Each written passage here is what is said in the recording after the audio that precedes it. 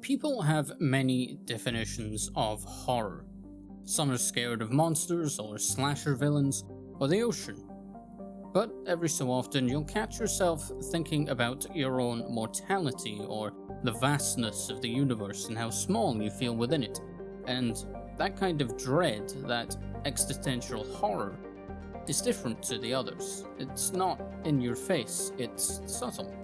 It makes you question. And now for any of my viewers in their mid-20s or 30s, Mass Effect turns 20 years old next year. Yeah, see, that's the feeling. Mass Effect 1 is an interesting game. Many consider it to be the weakest in the trilogy, and sure, the game might be clunky and a little dated, but it's so unique. It has something special, that spark that draws you in. And that's what we're here to explore, the good, the bad, and the often overlooked. I don't know if I'd ever class a game like Mass Effect as underrated. I think most people are aware of how loved it is, but I do think it gets overlooked in favour of its younger brothers, and I wanted to shine a light on it, warts and all. But to do so, I need to make something very clear. This series is not about these games. It's about this game. Because I first played Mass Effect in 2022, and it's important to make that distinction because I'm going to be talking about atmosphere and visuals and mechanics and the like that may be different from the original, that the original may have done better or worse. But I can only make content on what I've experienced, and I'm not going to pretend otherwise. One last bit of housekeeping before we get started. This is a 3-part series. This video is only focusing on Mass Effect 1. If I say a character doesn't have an arc, or I say something that contradicts with another game, I'll get to that when I make those videos. I'm also not going to be covering any of the extended media. This is just the games and what they have to offer. But with all that out of the way, let's get started, right from the very beginning.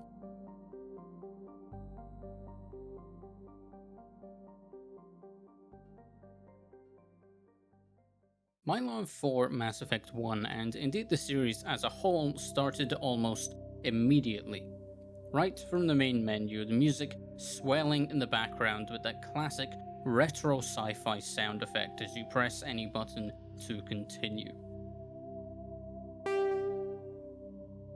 There's something unbelievably pleasing about it, and it does a fantastic job at setting the tone for the games as a whole.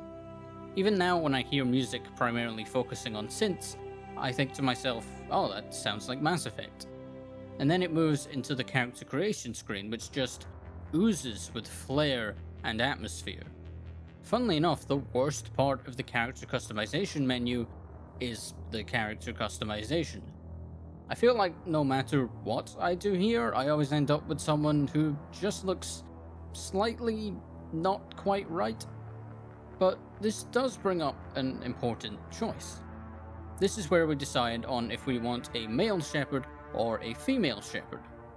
I almost always pick female shepherd here. Male shepherd is hilarious. He has a deadpan delivery on pretty much everything that can make for some golden moments, and he's a great choice for any pure renegade playthroughs if you're going for that complete psychopath angle. I've had enough of your snide insinuations.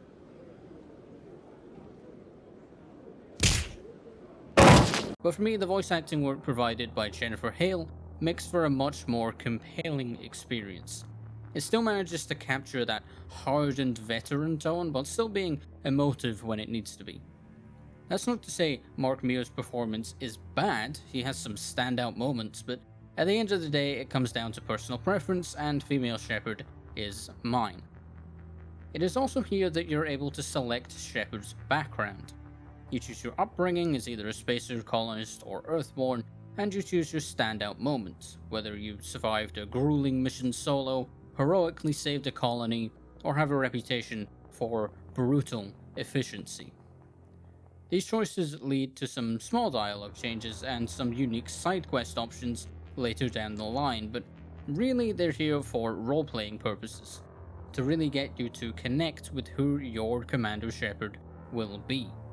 I was planning on a fairly generic Paragon Shepherd for this playthrough, so War Hero it was. Finally, you pick your class, and somehow, despite the ridiculous amount of times I've played through this series, I've never had a biotic character. I played Sentinel once, but it just turned into a shotgun playthrough, so I chose Adept.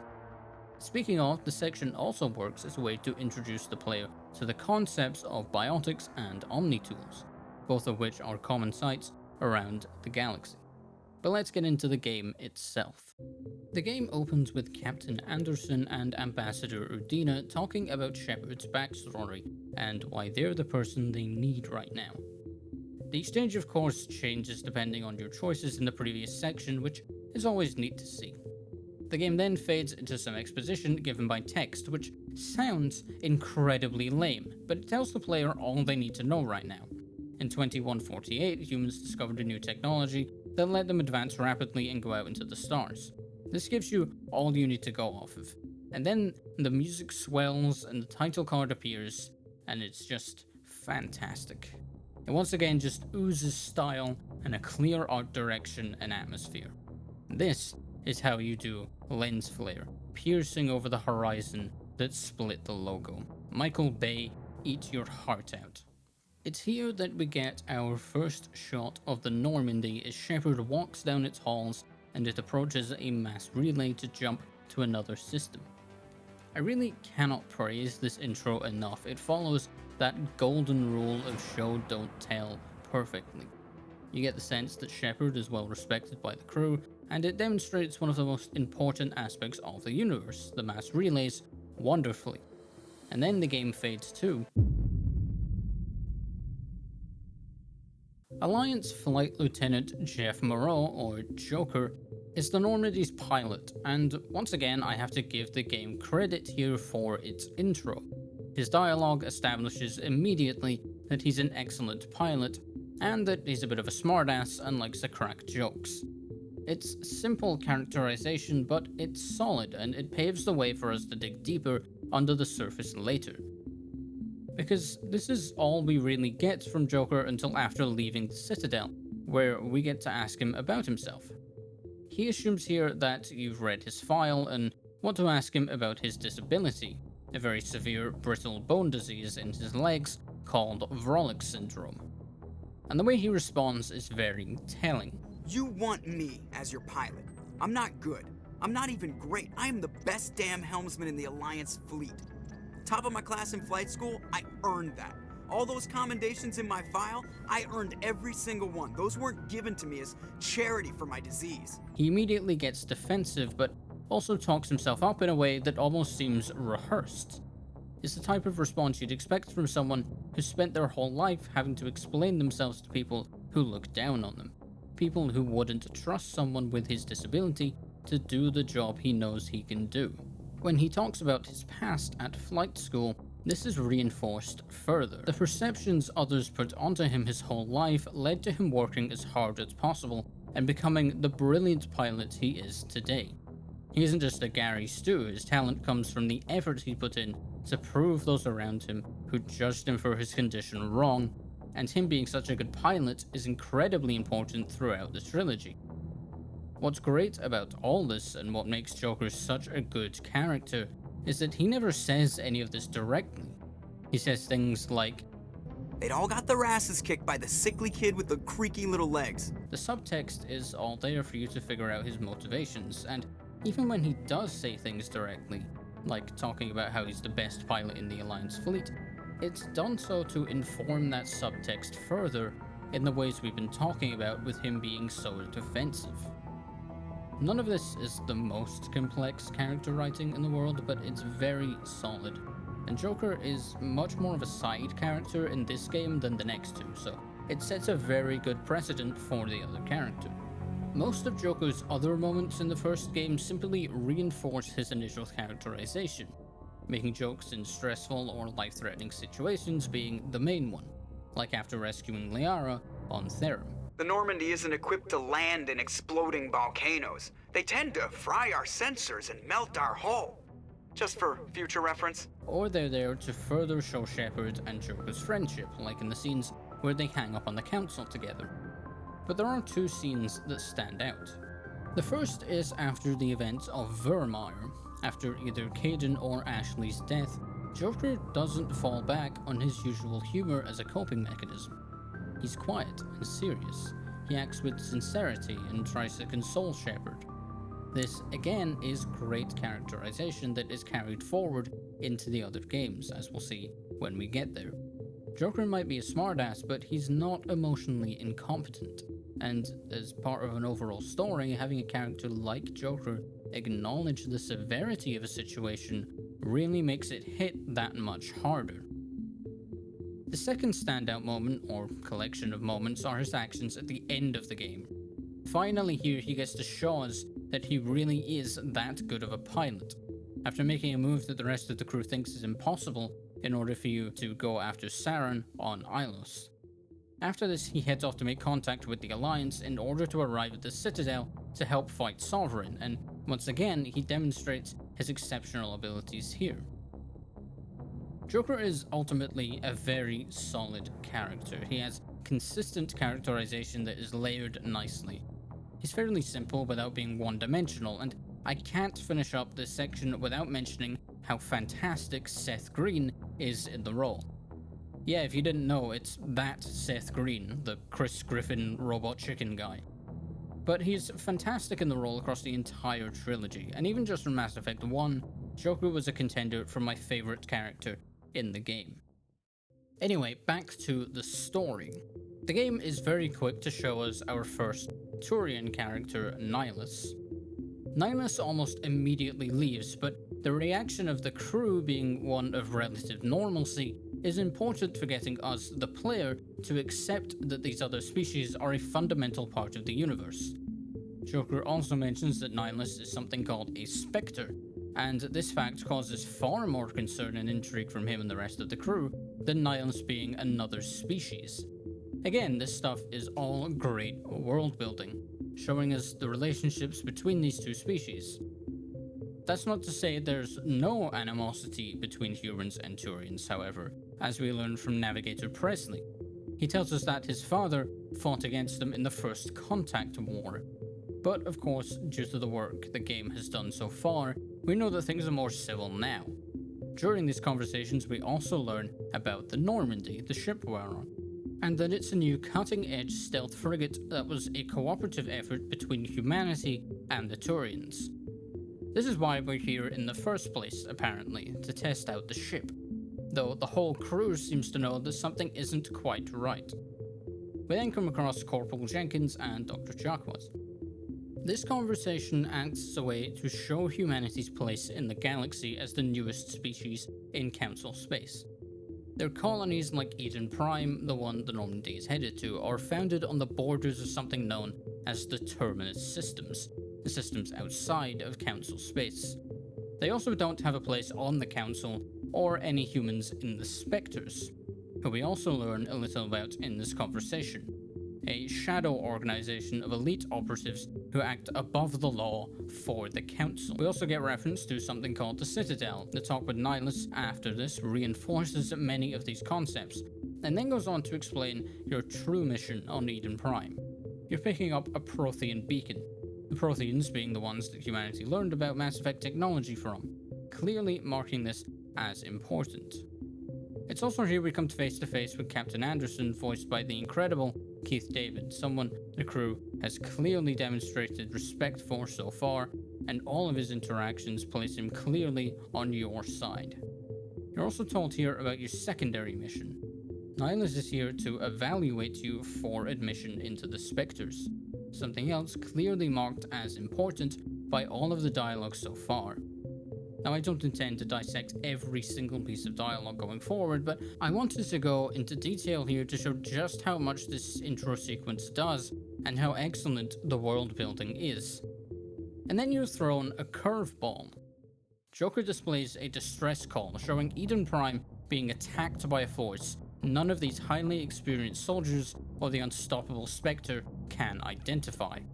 So naturally, as the heroes you are, you gear up with Jenkins and Kaiden, who we'll talk about shortly, and Nihilus goes on ahead. Eden Prime is, finally, where we get to start really playing the game and interacting with the combat. For the sake of transparency, I was playing on normal difficulty, and I'll happily admit that I am incredibly mediocre at video games, so giving some kind of objective critique of a combat system is not exactly my forte, but I'll give my opinions as best I can, and for me, the combat in this first game is honestly really solid. It's clunky for sure, but I find the clunkiness to be far more charming than anything else. It can be incredibly easy at times, but I've never been someone who equates the difficulty of a combat system with how fun it is. I like the Souls games because they're type responsive action RPGs, not because they're hard. Another reason I had such an easy time though was because, as I mentioned earlier, I've never played as a biotic character before, and that singularity ability is ridiculously strong. My only real complaint there is that sometimes, for whatever reason, using an ability will move you out of cover or just not allow you to shoot for a good few seconds afterwards, and you just kinda stand there doing nothing, which doesn't feel great. And it's not an issue I remember having with the tech powers when I use those, but it's a very small complaint overall. I've heard the combat is much worse in the original, so I'll consider myself lucky regardless. I also decided to mainly stick to the pistol weapons as I wanted to stay as close as I could to that light armor full biotic playstyle. I also had a sniper I rarely used because the game let me pick it as the bonus skill, but that'll be more relevant later. But back to the story. You arrive in Eden Prime, and Jenkins tragically meets his end at the hands of some flying adversary, and you continue through the level fighting unknown mechanical enemies until you stumble across a soldier fighting to survive. Ashley and Kaiden are two characters with very much the same fate across the series. So as well as diving into each of their characters in this game, I want to make the case for who I think is a better choice when you look at the rest of the series. When you first meet Ashley Williams, she is fighting against the same mechanical soldiers you've been fighting. Having survived much longer than any other soldier, she's clearly capable, and from talking to her, you get the sense that she really did care for the rest of her unit who were wiped out. She then tells you that she thinks the attackers are the Geth, citing her education in school as her reasoning, as well as mentioning the Quarians for the first time in the game so far. This has always felt a little weird to me. Why wouldn't Nihilus have called that in, or Kaiden or Shepard have thought of it earlier? But regardless, you invite her along as she knows the area, and she agrees rather fearlessly, again showing she can really hold her own in combat. Before you move on, however, you can ask her if she's seen Nihilus, and the line delivery here really implies that she doesn't like Turians. Sorry, like I said, no Turians. But fast forward to returning to the Normandy, you can talk to her about the events of the mission, and provided that you didn't treat her terribly for all of it, she'll be grateful for being welcomed aboard. Most of her interactions on the Citadel come down to her generally being cynical and not liking politicians. Her characterization is generally fine. She's brave, skeptical, and doesn't like being crossed, and is loyal to the Alliance. But it's when you learn more about Ashley that she becomes more and more unlikable. Although I do like this interaction after leaving the Citadel. The Geth are perfect ambushers.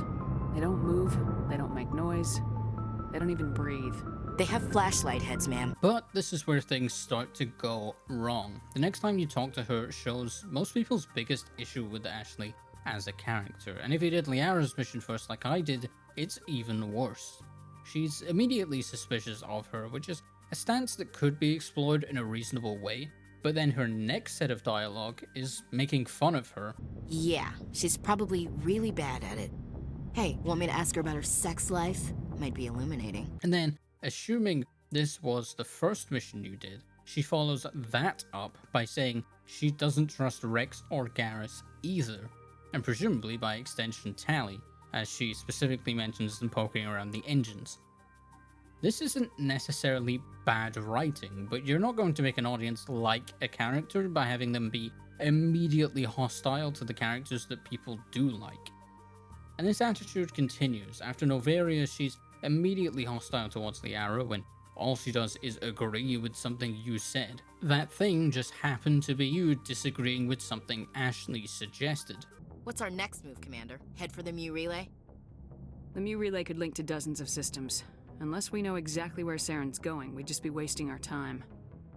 The Commander is right. We cannot rush off blind. We still need to learn more about Saren. Who put you in charge? Did the Commander resign when I wasn't looking? Not to mention the fact that Liara just lost her mother. She does act with some sympathy towards her about her mother when you talk to her after this, but it's not like she apologizes to Liara or anything. After this, you can ask her about her family, and whilst it does an okay job of humanizing her and making her a more layered character, it suffers from the issues of 1. Potentially following that previous display with Liara, and 2. Just being really boring.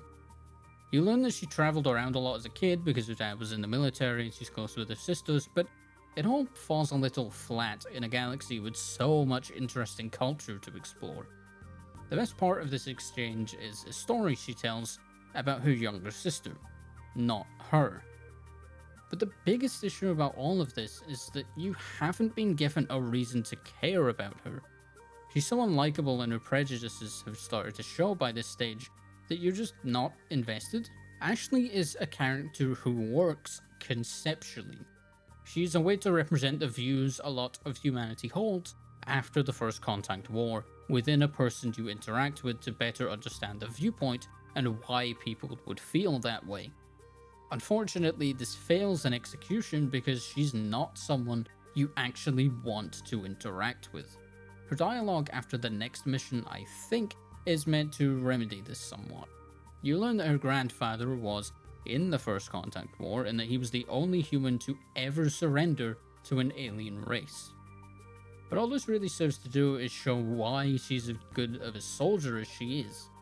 It feels like they tried to do what they did with Joker, have elements of her past be her core driving force that makes her stand out, but it doesn't work nearly as well, because whilst Joker's backstory makes the character feel far deeper subtextually, Ashley's just reinforces her already static characterization because you aren't given the opportunity to challenge those ideals.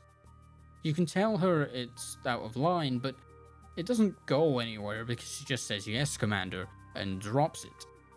And it doesn't act as justification for her attitude towards the other species because that's not really something you can justify, not without admitting that you're wrong, which is something she doesn't do. Now obviously this is still something that could be explored further down the line. The problem with that, however, is that the next main mission is Virmire. Ashley feels like a character who should go through a journey of starting unlikable and then growing as a person and becoming more likable as the story goes on. And she actually does go on that journey, but not before you're forced to make a choice between her and Kaiden on Virmire. Up until this point, Ashley is characterized as someone who is headstrong and holds xenophobic prejudices because of past events in her family. And that's where she stays. There's no redemption arc, there's no arc at all, which leaves many players, myself included, with little to no emotional connection or reason to choose her over Kaiden. But before we get to Virmire, let's go over Kaiden. We meet Kaidenlenko right at the start of the game, sitting next to Joker. He doesn't get much to do here, but we do at least establish his camaraderie with Joker and can assume he's integrated well into the crew. When Anderson sends you, Jenkins, and Kaiden down to Eden Prime, the first thing Kaiden asks is about survivors. When Jenkins dies here, he does his best to console you. He starts off in a much better place than Ashley, and this behaviour is reinforced throughout the rest of the game. Another advantage Kaiden has is that you can get a second opinion on him from Dr. Chakwas after Eden Prime. She complements his service record, but more importantly she adds a new layer to his character that helps dramatically with the world building, and if your character is a biotic, is relevant to you too. She mentions that Kaiden is an L2 biotic, L2 referring to the implant he received. This also being the first reference to biotics having implants. This conversation also very strongly implies that you are an L3 biotic, if indeed you are a biotic at all. She also goes over the downsides of the L2 implants. Kaiden gets migraines, but some of the effects can be as bad as agony and psychosis. This plays a pretty big role in a few of the side quests later on, and being able to ask Kaiden about his biotic experiences really ties him more to the world. We can talk to Kaiden just after Eden Prime 2, and we find out, like Ashley, that he's enlisted because his father was a soldier too. But unlike Ashley, Kaiden has more to go off of than just family here. Speaking to him after the next mission leads to him telling us about the history of human biotics via his own personal experience, which is obviously a much better way than your standard exposition dump. But more importantly for Kaiden, he talks about a girl he knew in biotic training who he obviously had feelings for.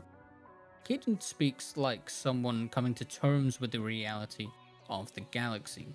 He says himself he used to view everything in a much more romantic way. It gives him much more of an air of maturity than many of the other characters, Ashley included. The next time we talk to him, he talks about Kinetics, the company responsible for biotic training, handled things whilst he was there. More specifically, that they secretly hired Turians as teachers, and this wasn't long after the First Contact War. His teacher was Commander Vernus, someone who most certainly was not a fan of humans. He pushed the kids there so hard that some even died.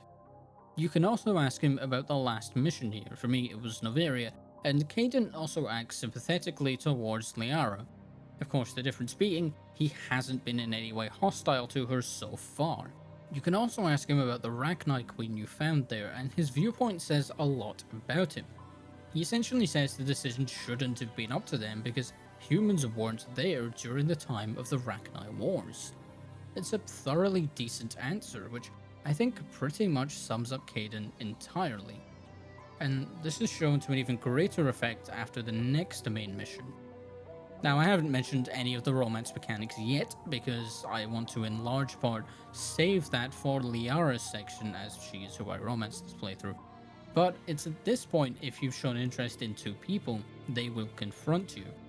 And once again, Kaiden shows his maturity and decency here when you turn him down. He's very straightforward with his feelings in the moment, and he very sincerely wishes the best for you. And it isn't even the last time he does this. If you talk to him again, he still acts incredibly maturely, and again hopes things work out for you. Now, a character being likable or unlikable does not equate to good or bad writing. But Kaiden being so clearly portrayed as a good, decent person is something I'm focusing on for a reason. And it really is in stark contrast to Ashley. She's portrayed as judgmental and hostile, and Kaiden in this same exchange tells you about how he accidentally killed Vernus because he hurt the girl he liked, but in doing so came to the conclusion that humans and other races aren't any better or worse than each other. As he says, "It was Vernus who made me see how human aliens are. They're not different or special. They're jerks and saints just like us. Yeah, maybe I hated that Turian. I mean, if one ass was enough to judge a whole race, I'd hate humans too." Kaiden isn't written as a pillar of morality. He's written to be a human who is trying his best to be a good person, and does a damn good job of it. You can argue that Kaiden is less interesting than Ashley because she's flawed, and flaws are typically more interesting, and because all of his character development in this game is in his backstory. But it's exactly his decency and maturity that makes him, I believe, the choice that makes the events of the following games hit much harder. But we'll get to that when we next see him in Mass Effect 2. Now, this by no means is me saying that Ashley is a bad choice to survive Virmire. I just think Kaiden is the better choice. Neither Ashley nor Kaiden have a ton to do after this point other than talk to Shepard about how they feel bad for the other dying. Unless of course you romance one of them, but again, we'll get to that later. For now, let's get back to the story, and we'll pick up with Kaiden again in Mass Effect 2. After recruiting Ashley and killing some more Geth, you discover that the Prothean beacon has been moved, so you continue on, and it's here you run into husks for the first time. humans who have been somehow transformed and become hostile, adding a new layer of fear to these already horrific events. Mass Effect 1 uses horror elements quite prominently, as we'll see, and really lets the universe stand out from being too generically sci-fi. After this, you can do a minigame to open a door and find 2 survivors, one of which keeps preaching that the end times are upon us, which is a little ominous. What happens next, however, is far more important. A cutscene begins and opens with Ilos raising his rifle to someone before he recognizes them. From their dialogue, we can easily determine that this Saren is another Spectre, someone Ilos trusts, and so he lets his guard down. And that's when Saren kills him. And yet, this isn't even the most significant thing that happens, because after this cutscene ends, you hear the shot ring out, and after you round the corner and look up, you see what appears to be a gigantic ship, the same one you saw attacking Eden Prime in the distress video. The ship that no one seems to be able to identify. It lets you see the full scale of it while still furthering that mystery. This section had me floored the first time I saw it. So many of the designs in this series are just absolutely stellar. You head down to investigate and run into another group of survivors, and this is where the first Paragon and Renegade choices appear. Throughout the game so far, you've been able to choose your dialogue responses, and depending on whether they are typically good or bad, you receive Paragon or Renegade points. These points, as well as placing your talent points into the appropriate Charm or Intimidate skill, allow you to pick unique dialogue options tailored to the morality you have displayed in the game. It's the game's way of letting you craft your Commander Shepard. They are still Commander Shepard regardless, of course, but you get to influence how they approach situations and how they react to others. Not only is this system nice for immersion, but it also lends itself nicely to replayability. If you want to see what a Renegade Shepard is like, you have to commit to being a Renegade Shepard after all. The end result of these choices when speaking to this group of survivors is a new, much more powerful pistol. I mean, really, it took me a while to replace this thing. But of course, it wouldn't be an RPG without a gear system. The way Mass Effect 1 handles gear is pretty simple. There's a few different types of each weapon, usually with different models for burst fire, automatic and semi-automatic, as well as the light, medium and heavy armor. What you can use depends on the skills you have available and your investment into them. There is also class-specific gear for biotics and tech characters to help bolster their skills. All of the weapons and armor also have mods that can be attached to add properties like freezing or burning, as well as general stat increases. It's a system that works pretty well, but the mods can feel pretty lackluster a lot of the time. I know quite a few people who've played through who've said they forgot the system even existed. Though the same can potentially be said about the powers menu. On mouse and keyboard it's not so bad, but on controller you can only hotkey one skill, and whilst going into the menu to select one isn't difficult, it does hurt the overall flow of the fighting sometimes.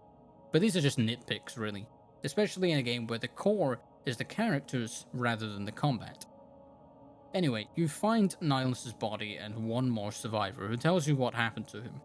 He tells you where Saren went, and you give chase as a cutscene plays of Saren commanding the Geth to destroy the colony.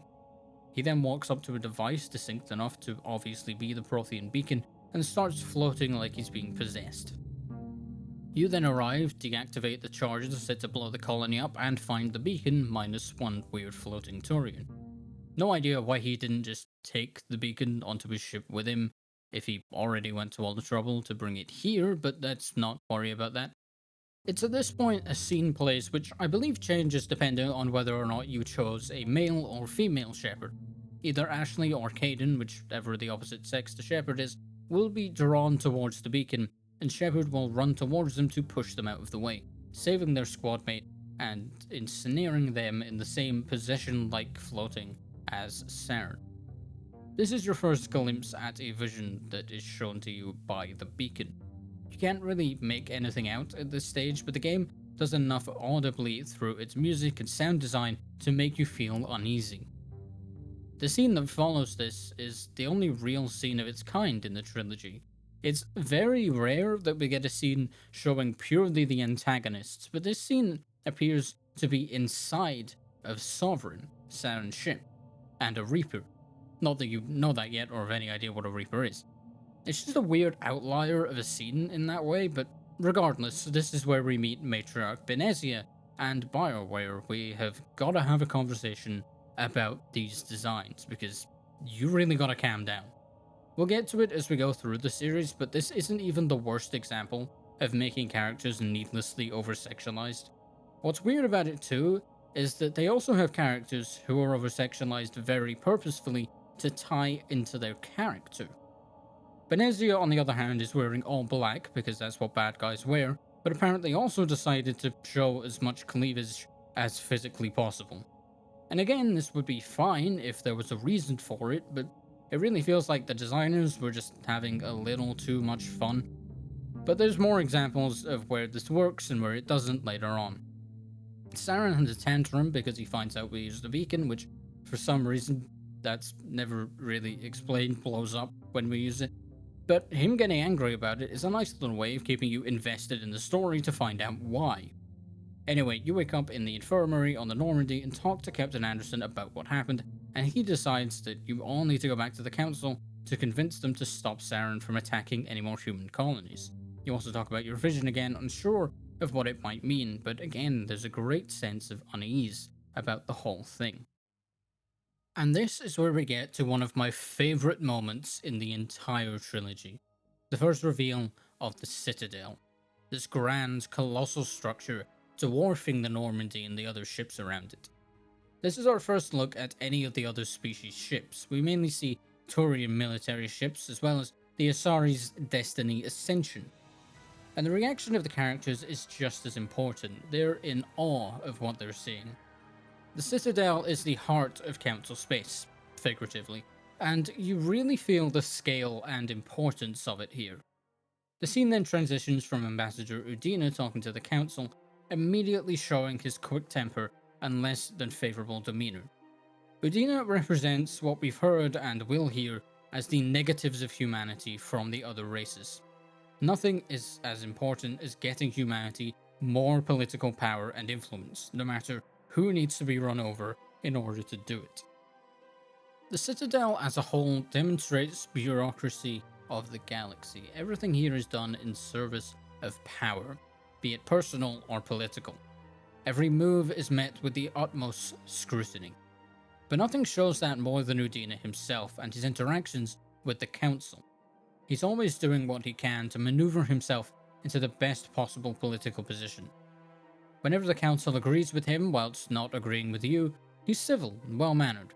But when he's the one being told no, it's a very different tune. It's actually sort of scarily realistic. The game makes it very clear that Udina is not your friend, but a necessary evil you must work with to expose Saren to the Council. A hard task, considering that we have just heard from Anderson that Saren is their top agent. They're far more likely to listen to him. But before we go and talk to the Council, we get a chance to explore the Citadel, and I think this has to be my favourite iteration of the exploral space in the Citadel that we get in the trilogy. It has that perfect mix of retro and modern sci-fi, and it just tickles something in my brain. The clean white architecture, the flying cars, the lights and towering buildings, it's just gorgeous design, and it shows what all this power and influence gets you.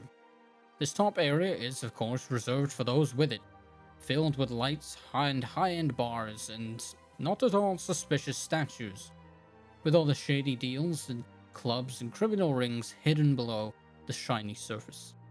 The biggest issue people seem to have with Mass Effect 1 Citadel is getting lost, and I was the same my first time around, and normally in games, I hate feeling lost. But the Citadel is just such a joy to explore. It might slow the pacing down a little, especially the first time around, but I think the positives absolutely outweigh the negatives here. But the Citadel has more to do than just walk around. There's a variety of characters to meet, and the game really starts to throw you into galactic society here, introducing multiple new species such as the Volus, Salarians, Hanar, Elcor, and Krogan.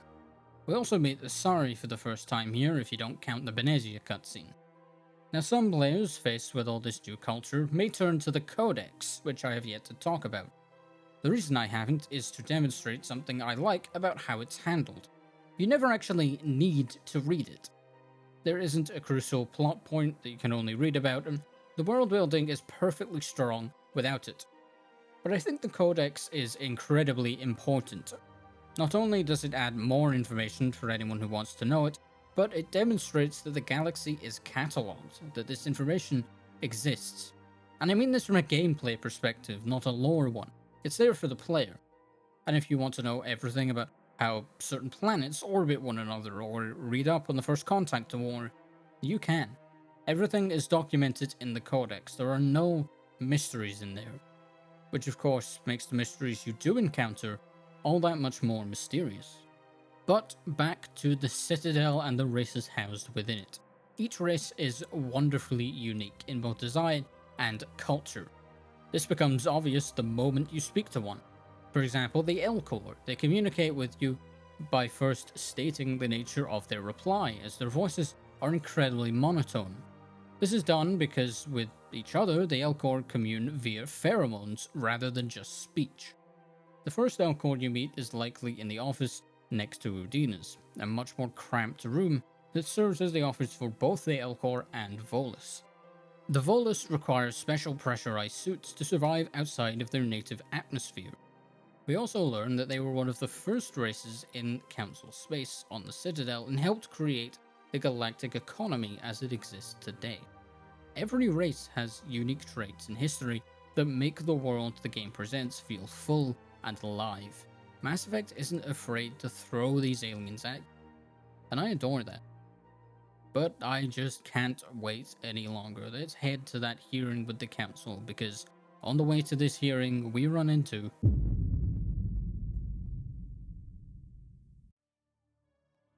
We meet Garrus Vicarian as the Citadel security officer in charge of investigating Saren for the hearing. He's arguing with the Executor, clearly frustrated that he knows something is going on, but doesn't have the time to investigate further. He wishes you the best for the hearing, and then you move on. What's great about this short interaction is that it's not just there to make him seem sympathetic to you. That's a byproduct. His frustration with bureaucracy and the rules C6 sticks to is central to his character in this game. After the hearing, your goal is to find Garrus to see if he has any leads, and this takes you to Harkin. Harkin was in C-Sec for around 2 decades, and he tells you that Garrus is a hothead, and tells us rather plainly that this argument with the Executor wasn't just a one-time thing. When we do run into Garrus, he's crouched, ready to take out a group of thugs who have taken Dr. Michelle prisoner. We walk in and distract them, which gives him the opening he needs, and you take them down together. This pretty immediately gives you and Garrus a sense of camaraderie. It also demonstrates that Garrus is actually competent, and the fact that he's here still following up on leads about Saren makes him a natural ally. He's in a pretty fantastic position for the player to like him right off the bat. The following conversation really reinforces Garrus as a competent officer. He got as far as we did in our investigation after all, and he's able to draw conclusions that we would also. And maybe I've been playing too much Persona, but boy is it nice to have teammates who aren't morons. Wait, might this be what is referred to as hacking? God, I love you, Yusuke. Anyway, we can ask Garrus why he wants to take down Saren, and from his response, it's clear that not only does he have a strong sense of justice, but he also talks with a sense of anger in his voice, like he has genuine contempt for traitors and criminals. Bioware with Mass Effect is clearly, as we've seen so far, very good at characterization. But when dealing with main characters, characterization is only half the battle. What really makes a character interesting is having a character arc, in having them begin the story in one way and having them end in another. And Garrus certainly isn't short on that. But before we continue with his character, I want to focus on gameplay for a moment.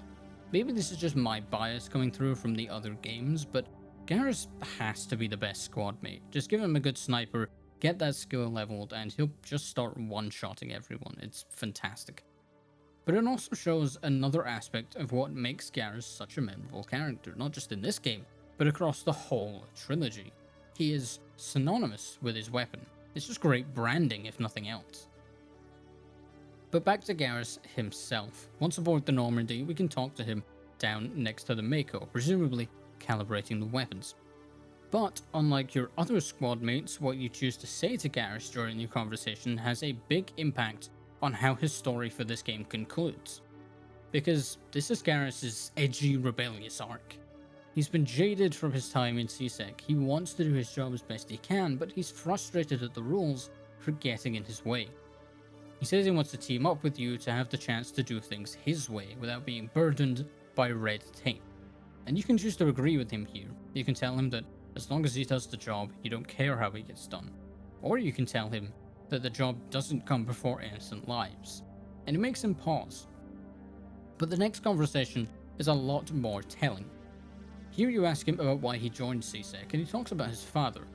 Growing up, watching his accomplishments, and seeing his big arrests. But what's interesting is that they could do what you might expect here and have him sound bitter.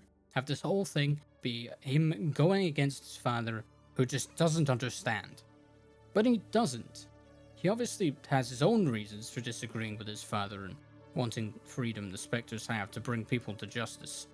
But once again here, we can choose how to respond.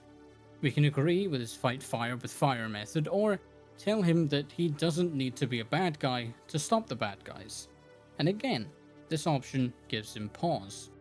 It's the next conversation where we get an example of why Garrus feels so jaded towards the regulations. He tells us about a Salarian scientist called Dr. Salion, who was growing organs inside people to trade on the black market. Once Garrus found out what was happening, Dr. Salion ran, taking his employees with him, threatening to kill them if CSEC tried to stop him. Garrus wanted the ship shot down, but CSEC wouldn't do it for fear of hostage and civilian casualties, and Dr. Salion got away. And of course, once again, you can agree or disagree with his decision, and if you disagree, he doesn't pause this time. He just admits that you're probably right. After this, he says he managed to find Dr. Salion's ship, and it's here that we get our first character's side. There is one of these for Garrus, Wrex, and sort of one for Tali. For Garrus, we head to the ship of Dr. Salion. We fight through his crazed test subjects and find him around the back.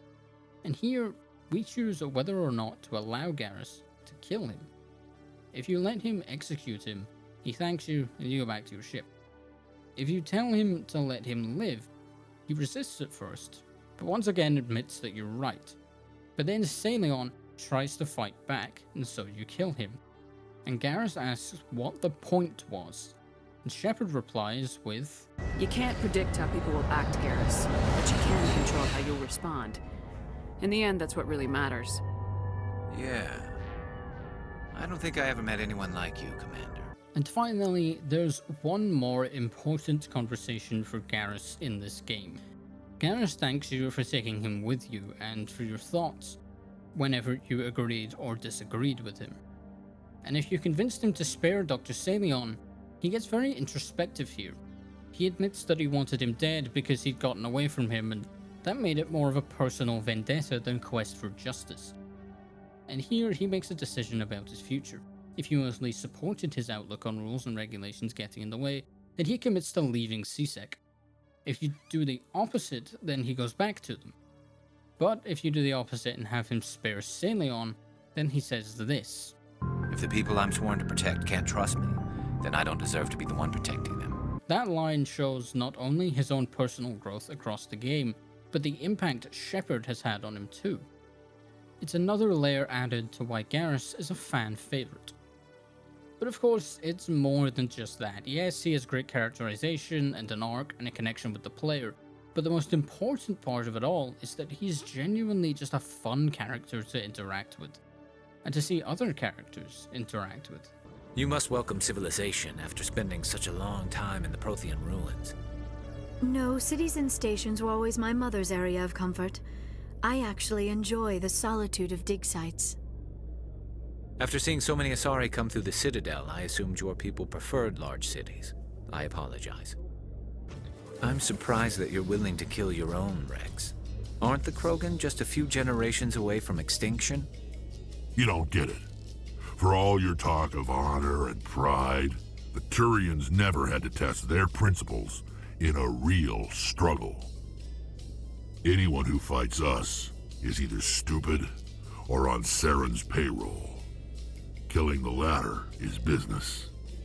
Killing the former is a favor to the universe.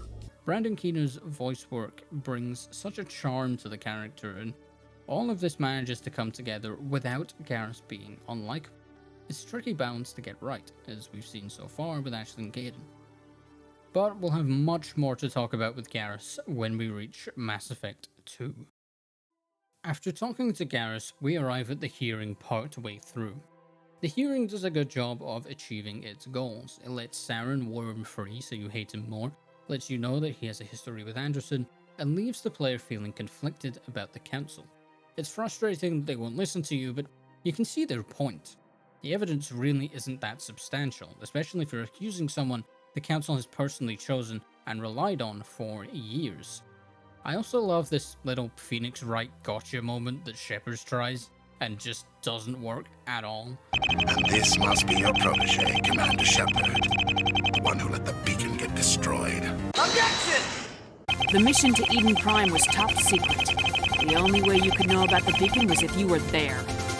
With Nihilus gone, his files passed on to me. I read the Eden Prime report. I was unimpressed. But what can you expect from a human? We also get an interesting conversation with Anderson here about humanity's place in the galaxy. It's interesting coming from Anderson because he's been shown so far to be a voice of reason. And when you ask him about Udina, he expresses that he shares many of his grievances with the Council. He's frustrated that the Council wants them to colonize more dangerous areas, but won't help them when they run into trouble, which recontextualizes this scene from earlier. This is an outrage! The Council would step in if the Geth attacked a Turian colony? The Turians don't found colonies on the borders of the Terminus systems, Ambassador. Humanity was well aware of the risks when you went into the Traverse. It actually makes Udina a more layered character because we're gaining a new perspective from someone we actually trust.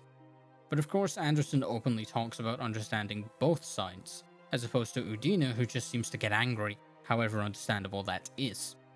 But put a pin in that for way later, because this entire scene is so important because it underscores the fundamental backbone of Mass Effect 1, humans trying to find their place in the universe. As Kaiden puts it, it's funny, we finally get out here and the final frontier was already settled. But it's also here that you decide to go after proof of Saren's activities yourself and look for Garrus, as we already established. However, it's here that we meet a few characters in rapid succession. And one that we run into whilst looking for Garrus is... The first time we see Urdnot Wrex is in Cora's den, where he's arguing with another Krogan, a bouncer at the club. This is a very brief scene, but we get a sense of a few things. The other Krogan knows Wrex by name and says he was told to take him down if he showed up, so clearly he has some reputation. We can also see that Fist, the person he's here for, doesn't want to meet with him, so clearly he's dangerous and obviously very intimidating. But he walks away and asks us to move, at least somewhat politely. The next time we hear about Wrex is from Garrus, who says he's a Krogan bounty hunter working for the Shadow Broker, an information dealer nobody knows the identity of, but we hear talked about often on the Citadel. We know already that Fist used to be an agent for the Shadow Broker before betraying them to work for Saren, so we go and find Wrex, as he could be a new potential ally. We find him at CSEC headquarters, butting heads with some officers. We introduce ourselves and Wrex states that he's heard of us and, out of respect, gives us a warning that he's going to kill Fist. But he agrees to join us for the tactical advantage.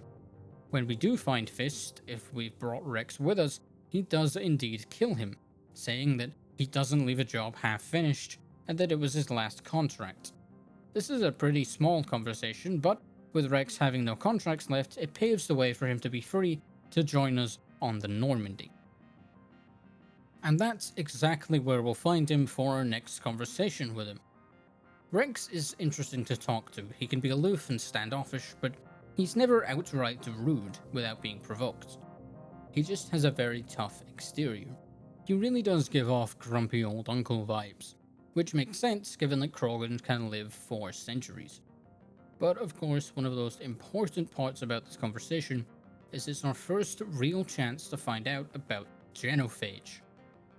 When he mentions the war in which the Turians almost wiped out the Krogan, Shepard tries to relate by talking about the First Contact War, which causes Wrex to bring up that the important difference is that humans weren't infected with a genetic mutation that makes only 1 in a few thousand children survive childbirth. He also says this: "Your ignorance doesn't upset me, Shepard." And it comes across pretty sincere. Like he's seen so much of it that he just can't be bothered to be upset anymore. But Wrex isn't just here to act as a proxy for the Krogan race. He has his own opinions on things. He thinks the Krogan are doomed because their inherent nature to want to fight makes them leave their system and become mercenaries rather than wanting to work together to help the species. He's clearly passionate about his people, but disillusioned with them. Our next conversation with Wrex is more personal. Given his long life, he tends to tell a lot of stories, and this one happens to be about Saren. He talks about a job he took with a bunch of other mercenaries. After one of their hauls, Saren showed up. He was the one who hired. Wrex sensed trouble and got out of there without even waiting to be paid. After this, every other mercenary turned up dead. While this story isn't super important in terms of character arcs or even plot, aside from knowing more about Saren being shady, it does give us a further look into who Wrex is, into his intelligence and survival instincts. But regardless of that, I think the biggest thing this story and his other stories do is endear us more to his character. The stories are told well, and Wrex is already interesting. One thing that makes Wrex interesting is his unique perspective through both his age and being Krogan, and one of the moments that shows that most effectively is on Noveria. Noveria is home to a Rachni infestation, and the Rachni and the Krogan are very intertwined. The Krogan were accelerated in their technological evolution by the Salarians in order to help fight the Rachni long ago, and it's only because of them that they were defeated. Which does make it a little disappointing that Wrex goes almost the whole mission without commenting on the fact that their ancient, thought-extinct enemy is here. That is, until the end. Here, there is an opportunity to either save or kill the only Rachni queen in the known universe. Wrex is, of course, firmly on Team Kill, saying millions of his ancestors died to defeat the Rachni.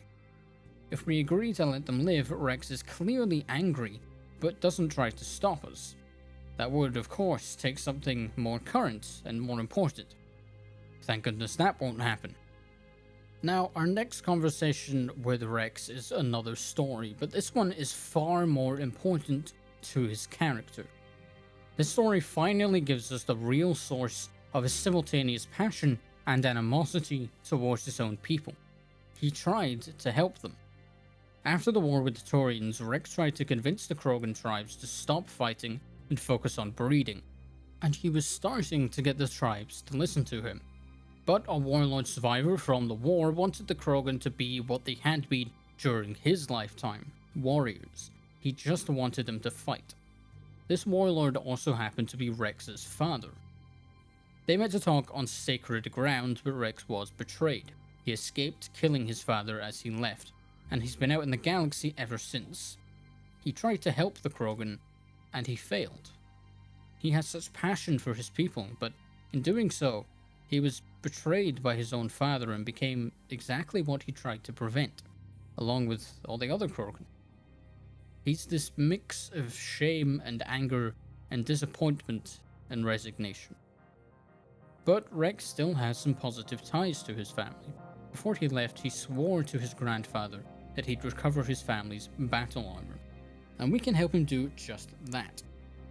But before we head out on that mission, we can get another conversation with Wrex, and we can push him a little more on why he didn't go back to help. He's pretty closed off here. He talks about how killing for credits simplifies things and how he doesn't want to fight for a lost cause, but it reads more like he's listing the things he tells himself to make it easier. But back to the mission. The armor is in the hands of a Turian who makes a living selling priceless artifacts taken from the Krogan. It's a simple mission like most side content in Mass Effect 1, but we find the armor and Wrex is grateful. He even says he's starting to like us. We can go and talk to Wrex after this, and he tells us another story. It's a good story, and once again does the job of endearing us to the character. But I think the most important part about it is that he's so much more open with us about it. He's clearly talking about something he looks back fondly on, and he's not trying to hide that fact. It's a nice little side to the character that we haven't really gotten to see yet. But now we get to Virmire. When we talk to the Salarian captain there, he tells us that Saren is inside breeding an army of Krogan. Something that shouldn't be possible with the genophage. But when it's decided that the facility has to be destroyed, Wrex is understandably not very happy about it. But the Salarians created the genophage because the Krogan at the time were a threat to the entire galaxy because of their aggression and how fast they could reproduce. So naturally, they wouldn't want a genophage cure to leave. But of course, regardless, it's not something we can allow Saren to have, and so we have to confront Wrex. You talk to Kaiden and Ashley beforehand, and Ashley, being the lovely person she is assigned to kill Wrex if the conversation doesn't go well. Because this is the one instance in Mass Effect 1 where a character can potentially die. It can happen to Kaiden or Ashley, yes, but that's fixed. This one is entirely preventable. If you did a side mission, you can talk him down without any issues. You point out that the Krogan being created are just slaves to Saren's will, and that they're just being used as a weapon. To which he realizes that it's similar to what happened during the Rachni War, and he won't condemn his people to be slaves once again, especially to someone like Saren. You can also get this outcome without doing the quest if you have the appropriate Paragon or Renegade points. But if not, Wrex will die here, by your hand or Ashley's. And this is really important for the next two games. Back on the Normandy, if he's still alive, Wrex will tell you that he respects your decision and renews his resolve to make Saren pay for his actions. And the final time we get to talk aboard the Normandy, he's fully come around to supporting you. It's a nice moment. He doesn't say anything gushy, he just says that he's with you and that you'll get them through. And from a character who started so aloof, it really feels like it means something. But Wrex, or even the absence of Wrex, has a much larger part to play in the series going forward, and we'll get there soon enough. But for now, it's back to Chora's Den. We learned from Dr. Michelle that Fist was in contact with a Quarian who has intel on Saren, so we head to Chora's Den to find him. Upon doing so, we end up in a firefight with his men, but with our newly acquired help, we can get through them easily enough. During the interrogation with Fist, we get a little more background information on the secret identity of the Shadow Broker, especially if Wrex is there. But more importantly, we learn where the Quarian went. Wrex then kills Fist, as he said he would, and the game begins a timed combat section. The game does this a few times, and the timers are never particularly challenging, but they do add to the feeling of haste the game is trying to convey. Now before we continue, I'd like to point out a weird bug that happened here that would plague me as the game went on. It's this. This happened mainly during side quest content, but in all my playthroughs I've barely had any technical issues with this game. But when I go to record footage, the playthrough has quite a lot of them. You'll see another odd one soon. Anyway, we fight our way out of Chora's Den, run along the corridors, and finally find... Wait, hold on, before we get into that, look at this box. Why is it doing that? I don't know, but it hasn't stopped the entire time I've been on the Citadel. Here's earlier on when I first found it. I just wanted to point that out, it's neat. Anyway, back to... We first meet Tali Zora Naraya as she's being accosted by Saren's assassins, under the guise of Shadow Broker agents. This exchange immediately shows a few things. First, Tali is a capable survivor, but also that she's just ever so slightly naive and inexperienced. She showed up to this meeting after all, and she's very quick to trust us, even with us helping fend off her assassins. We take her to Ambassador Udina to show him the evidence she has against Saren, and his reaction towards her is interesting too. Udina is a man who knows a lot about the other races, and yet he seems to have very little information on the Quarians, showing just how rare a sight they are, though still around enough that they can be recognized on sight. Tali tells us here that she is on her pilgrimage, where Quarians leave their fleet of ships, the flotilla, to find something worthwhile as their rite of passage into adulthood. This is core to who Tali is in Mass Effect 1, but we'll explore that more a little later. Tali demonstrates her skill with electronics here with her ability to retrieve a Geth memory core, the Quarians of course being the ones who created the Geth. She also shows her willingness to try and do the right thing, volunteering to come with you despite her pilgrimage. Tali is written very similarly to Wrex in the sense that she acts as a way for us to learn more about the Quarian people, but specifically from her point of view, rather than just being a walking codex entry. She's still her own person, though does fall into the lore mouthpiece trap slightly more than Wrex does. But unlike Wrex, Tali hasn't been around long enough to be nearly as cynical yet. You get the sense through her dialogue that her people truly are the most important thing to her. We learn that there are 17 million Quarians aboard the flotilla, floating through space hoping to one day return to their homeland that was taken from them when the Geth they created rose up in rebellion. We learn about the rules that govern their society and the strong bonds they have with one another. And we learn about the creation of the Geth, how they were initially created as a force for manual labor, how they were slowly upgraded, how they began to question the nature of their existence, and how the Geth responded with violence when the Quarians tried to shut them all down. Whilst this isn't information central to Tali specifically in this game, it will be important later on. What is important for right now is how she responds to you pointing out that the Geth were defending themselves. She's defensive. She claims that they had no other choice. She is firmly on the side of her people. The next conversation with Tali dives a little more into her as a person. She talks about how she couldn't wait to go on her pilgrimage, but now that she's on it, she's feeling homesick. But she also comes to the realization that there are likely Quarians who never come back from their pilgrimage, simply because they liked it out in the galaxy. But this strengthens her own resolve to never abandon her people. She's learning new perspectives and she's growing, but without that changing what's most important to her. The next time we see her, she's getting more used to life aboard the Normandy, but still thinking about her pilgrimage. It's easy to have a character join a party and then become 100% all about whatever the main quest is, but Bioware does a good job of avoiding this. Tali is still Tali. She just also wants to help stop Saren. And she wants to help stop him in large part to protect her people. But this conversation also brings up one of the most important parts of Tali's character across the whole trilogy. She's the daughter of one of the flotilla's admirals. She talks about how not only is she treated differently because of who her father is, but of the pressure it puts on her.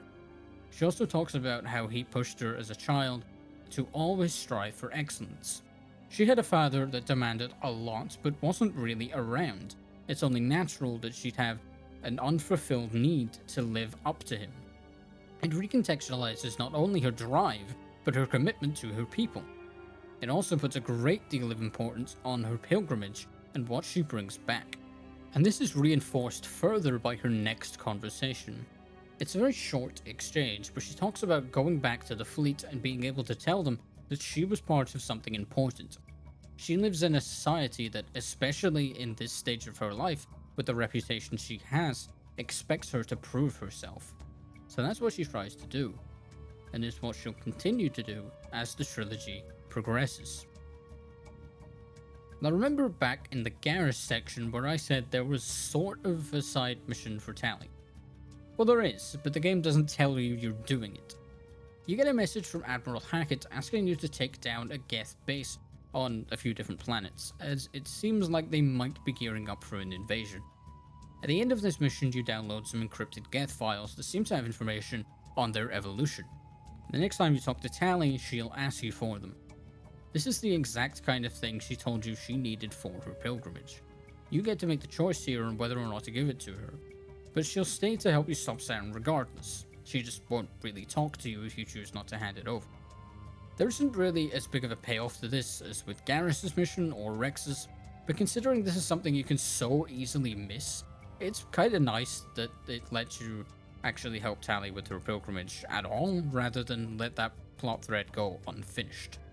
But that's kind of it for Tali. She doesn't expressly have an arc in Mass Effect 1, but like everyone else, she has great characterization, and in the context of the whole trilogy, that's completely fine. This game does a great job of laying the groundwork for her character to go through the changes that it does. It's not like Ashley, where the game gives you the option to kill her off in this game before she gets to those arcs later on. And she does a great job of giving you greater context and adding some wonderful world building for the Geth and the Quarians. And really, she's just hard not to like. She's like the little cousin the rest of the squad is looking after while they go on their adventures. But for now, we leave Tali here. We need to get back to the story. We still haven't managed to leave the Citadel yet, after all. What Tali gave us when we found her is a recording of Saren essentially admitting to attacking Eden Prime.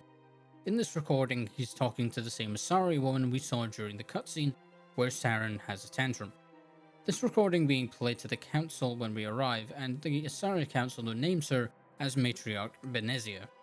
Matriarchs being very powerful Asari biotics in the final stages of their life cycle. The recording also states that Saren is after something called the Conduit, and Benezia says that it will lead them to the return of the Reapers. According to Tali, via the Geth memory core she got the recording from, the Reapers are a race of sentient machines the Geth revere as gods, and are apparently responsible for the destruction of the Protheans 50,000 years ago. You relay all this information to the council, and whilst they agree that Saren is a traitor and is looking for the Conduit, they don't believe you about the Reapers. And honestly, Valorn makes a great point here. The Reapers being a legend Saren is using to make the Geth work for him seems far more likely than the Reapers actually being real. But regardless, the council still needs Saren taken care of, and given that they don't want to start a war with the Terminus systems by sending ships to their border, they decide to make Shepard a Spectre in order to track Saren down. This moment is very well done.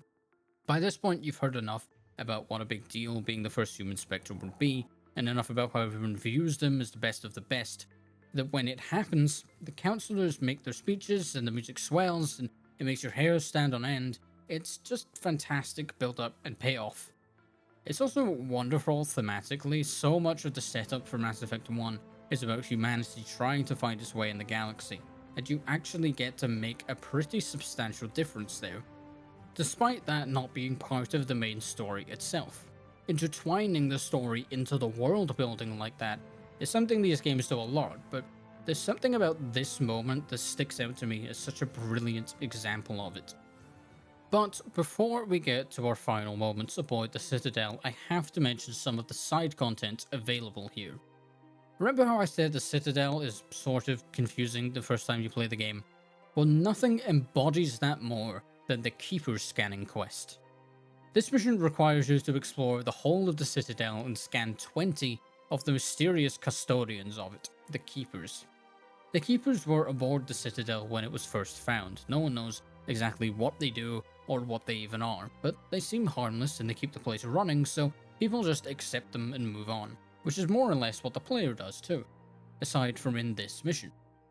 Here we meet Chorban, who has a device that can scan the Keepers and asks you to help him. Now, I've done this so many times that I can find them all no problem, but it seems that the developers never accounted for that. See, there's a part 2 to this quest, and whilst it's not particularly important overall, it does assume that you haven't scanned all of the Keepers yet, even if you've finished the mission. Not really an analytical point there, just thought it was funny. The Keepers though, despite being largely forgotten about by the player after that point, are incredibly important later on. But of course, there's more than just one side quest on the Citadel at this stage, and most of them are actually pretty fun. You can promise to help a Salarian cheat at gambling and stab him in the back. You can find a hidden AI that is smuggling funds to get itself out of the Citadel via the gambling machines, and You can help the sister of a lady who works in a casino to... Wow, a lot of these side quests involve gambling, huh? But my point is, they're fun. Mass Effect has a great, silly side to it that the games embrace. It's not just universe-ending threat after universe-ending threat, it gives you time to breathe and explore and interact with people how you choose to.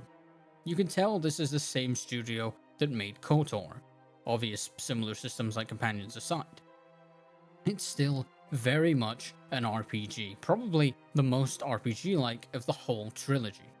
I do also want to touch on some of the locations on the Citadel. You have the Presidium, as we discussed earlier, but I want to talk about Flux and Korra's Den. Flux is the slightly classier of the two. There's nice tables and a view, and a dance floor where we can see Shepard's sick moves. There's also the casino, which contains a game called Quasar. This game sucks. It has low rewards, it's not fun, and you can make so much money in this game that you absolutely never need to come here for anything. But it does do one thing well. It humanizes the rest of the galaxy. The game does this in many ways, we even explored it with Kaiden earlier, but the fact that the other races also want to go to a bar, want to dance, want to gamble, it makes them feel that much more like people than, well, aliens. And the same can be said for Korra's Den, the dingier of the two. Korra's Den is a strip club, and it accomplishes the same thing, but through something inherently seen as more taboo. This is actually one of those few times I think the sexualization of the characters works well. Most of the dancers are Asari, and we learn over the course of the game and interacting with characters like Liara that Asari are often stereotyped as promiscuous. And I think that stereotype being reinforced via a for-profit, dingy establishment works to highlight how people can get into this line of work simply because they feel they have no other option. Something more relevant now than ever, especially with the internet being what it is.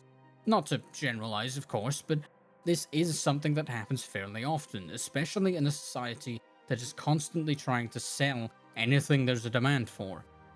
But this is a very delicate topic and could take up an entire multi-hour video by itself, so let's get back on track. I think, finally, it's time to leave the Citadel. We head back up to the docks to meet with Anderson and Udina, and we're told Anderson is stepping down as captain of the Normandy, and he'll be taking command of the ship. We can also finally ask Anderson about his history with Saren here. We heard a little about this earlier, and when we went to see Harkin to find out the location of Garrus, he said that Anderson used to be a Spectre, but they kicked him out. Here we find out that Harkin was slightly wrong. Anderson was on a mission with Saren, much like our mission with Nihilus, to see if he'd be a good candidate. But Saren made sure that didn't happen. It's just another reason to want to take Saren down. Before we head into what is now our ship, Udina gives us some leads. Get sightings around Noveria and Feros, as well as the location of Liara Tassoni, Matriarch Benezia's daughter. And that's where we're going to start. And so we arrive at Therum. I don't have a lot to say about Therum itself, it's a pretty standard linear section really. What it does do, however, at least in this mission order, is introduce us to the Mako. The Mako is our all-terrain tank. It's sturdy, it's powerful, maneuverable, occasionally doesn't conform to the laws of physics. It's great. And it's an important part of the game, especially if you do any kind of planet exploration. Potentially, you could spend more time inside the Mako than outside of it. So it's a good job it's well made, unlike certain other vehicles in the franchise. After you exit the Mako, you get a combat section against the Geth armature, which is pretty cool, and you head into the Prothean excavation site. And as we make our way through, we find, trapped in a bubble, meeting Dr. Liara Tassoni for the first time is interesting. She speaks very deliberately, almost awkwardly. She's managed to trap herself within a Prothean security device and needs us to free her. Again here, Bioware shows their strength with being able to characterize so well in such a short amount of time. We immediately understand that she's interested in the Protheans, and that she's young but not entirely inexperienced, and that she likely doesn't tend to speak to others too often. A lot of the Asari have somewhat similar speaking patterns, but not all of them, and it's much more prominent with Liara. Of course, we also get to ask her about her connection to Benezia here, and she denies being involved in whatever she's up to, and she comes across as pretty sincere. Ashley may have been being mean when she said this. I think she's being straight with us. Or at least I don't think she lies very often. Yeah, she's probably really bad at it. But it doesn't seem like she's entirely wrong. After we free Liara from her imprisonment, she points out an elevator that should get them out of the ruins, which is nice. It's obviously a very small thing, but too many characters in media get written without any agency, so it's good to see. But what's more interesting than what happens during this mission is what happens just after it. Every squad member has some significance to the story. Garrus is already investigating Saren and leads you to Wrex and Tali. Tali has the evidence you need to expose Saren. Ashley and Kaiden have the bomb and Virmire, and Wrex has an important gameplay role to fill as the only squad mate with a preventable death. And it's in these post-mission scenes that Liara shows her importance. Being a Prothean expert, Liara tells us here that according to her research, there are those who existed before the Protheans who disappeared in the same way they did, which, aside from a weird vision and what Tali could find in a dead data core, is really the first bit of proper evidence we have that the Reapers actually do exist. But we can also tell, and unfortunately this isn't explored too much in this game, but we can also tell that she's frustrated. She doesn't have concrete evidence to support her research, and she's too young by Asari standards to be taken seriously. But she's clearly passionate about what she's saying and believes it. She knows that the galaxy is in a cycle where every time a civilization reaches its apex, they're destroyed. It's the kind of research that should be winning awards, but she can't quite prove it. Not that she gives the impression she wants awards, just that she wants her work to be accepted. But again, this isn't a part of her character that's particularly explored. It's more so used as a way to exposit to the player, but it still works well enough as it is very much rooted in her initial characterization. She also says this. I am amazed you were able to make sense of it at all. A lesser mind would have been utterly destroyed by the process. You must be remarkably strong-willed, Commander. This is one of those possibly throwaway lines that is also possibly super important depending on what theories you want to believe, but we'll get to those much later down the line. After this, you can go talk to her one-on-one, and the exchange starts with a section about Dr. Chakwas that happens almost every time you talk to her after a main mission. It's just one of these weird, slightly immersion-breaking quirks Mass Effect 1 has, like with the second part of the Keeper scanning mission we talked about earlier. But anyway, Liara thanks you for saving her, and then she talks about how she doesn't feel like the crew trusts her, and reiterates that she's not working with Benezia, and that she wants to help you. This is something that you'll notice she does quite often if you pick her up before you go to Noveria, and it just shows how anxious she is to be here at first, especially for someone who's not used to being around other people, let alone people of another species. As with Tali and Wrex, you can ask Liara about her species for some more information if you so choose. Liara is a little better handled here than Tali. The Quarian Geth conflict becomes much more relevant to who she is in the following games, so she can feel slightly like a wiki article at times. Not that it's particularly egregious. Wrex is definitely the most well done, purely because of how central the Krogan people are to his character in this game specifically. Liara, on the other hand, is different. Her character isn't tied to the Asari in the same way. So when she talks about her people, they do a pretty decent job of making her talk about them from her perspective, going into rumors about the people and things like that. But Liara's characterization is something of a double-edged sword in this game, because she does talk like a wiki article sometimes. She's very intelligent, and we know that she talks very deliberately because of who she is, where she is, and who she's around. But it doesn't change the fact that she sounds that way. But again, with the double-edged sword, we do learn more about her here. We find out that both of her parents were Asari, something that's considered taboo, even having a specific insult for it, pure blood. This also leads her to consider that she doesn't know her father because her father would have been too embarrassed by her to stay around. We can gather then that it's likely her isolation started very early on. Perhaps because she was excluded by other Asari, perhaps as a coping mechanism, perhaps both. Given that she says this... As for the solitude, well, that is one aspect that most appealed to me. Sometimes I just need to get away from other people. I'm inclined to believe the coping mechanism part, at least. But we get more here. She talks about her interest in archaeology and how it stemmed from her expectations to follow in her mother's footsteps. All things that could lead to wishing for isolation. But then we get into the section where she talks about how she finds you interesting because of your connection to the Prothean beacon discovered on Eden Prime, which leads to a perfect example of this double-edged sword thing I've been talking about, because this line... Calm down, Liara, I was only joking. Joking? Oh, by the goddess, how could I be so dense? ...is in character. It's actually sort of endearing, but good god, is it the most awkward, wooden, almost sarcastic sounding thing that she says. It is kind of funny how she just stops talking to you after this though. Our next interactions from Liara come from taking her to Noveria. When you find out Benezia is here, she immediately once again tries to defend herself, but you can kind of shut her down here by telling her that you trust her. She seems surprised when you do, saying that it means a lot to her. It's a small moment, but it shows her becoming just a little bit less anxious as a crew member. But of course, we have to confront Benezia, and something I appreciate about all of Liara's dialogue here is how much more emotive it is. Unfortunately, on this playthrough, Liara got a little too excited, which killed the tension a little, but anyway, she does sound genuinely distressed here. You can even hear her voice cracking at the end. Mother! There's genuine love shared between these two, even after everything that's happened. When you talk to her again on the ship, she's doing much better. Clearly still saddened, but she's dealing with it well.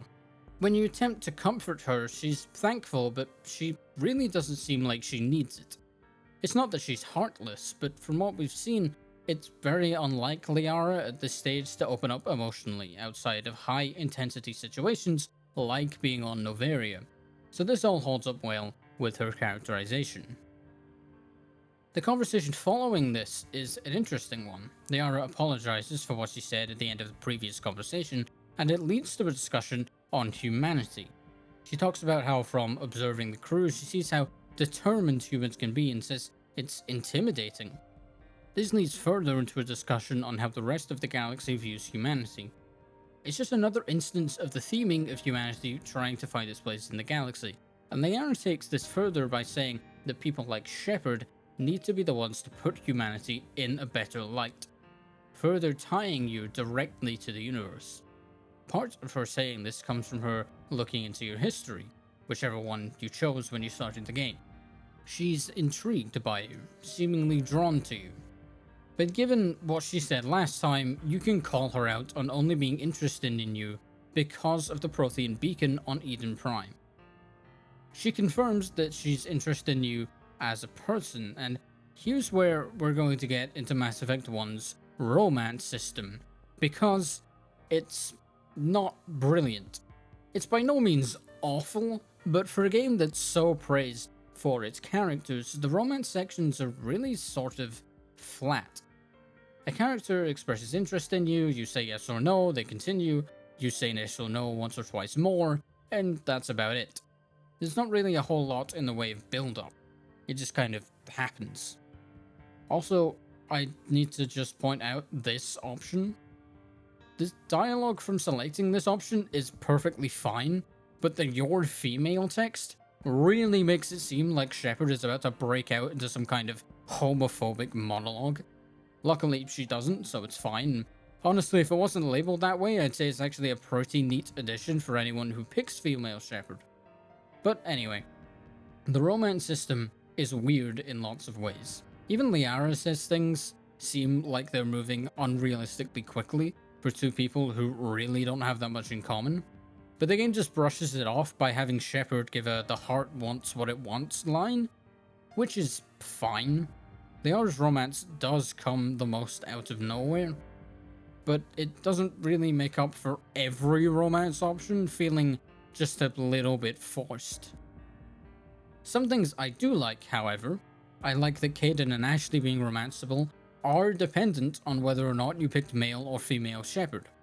There's nothing wrong with having every character in the game be a romance option all of the time, but having characters being specific sexuality does tend to make them feel like real people. And Mass Effects 2 and 3 continue this trend whilst also providing some additional representation, which is nice.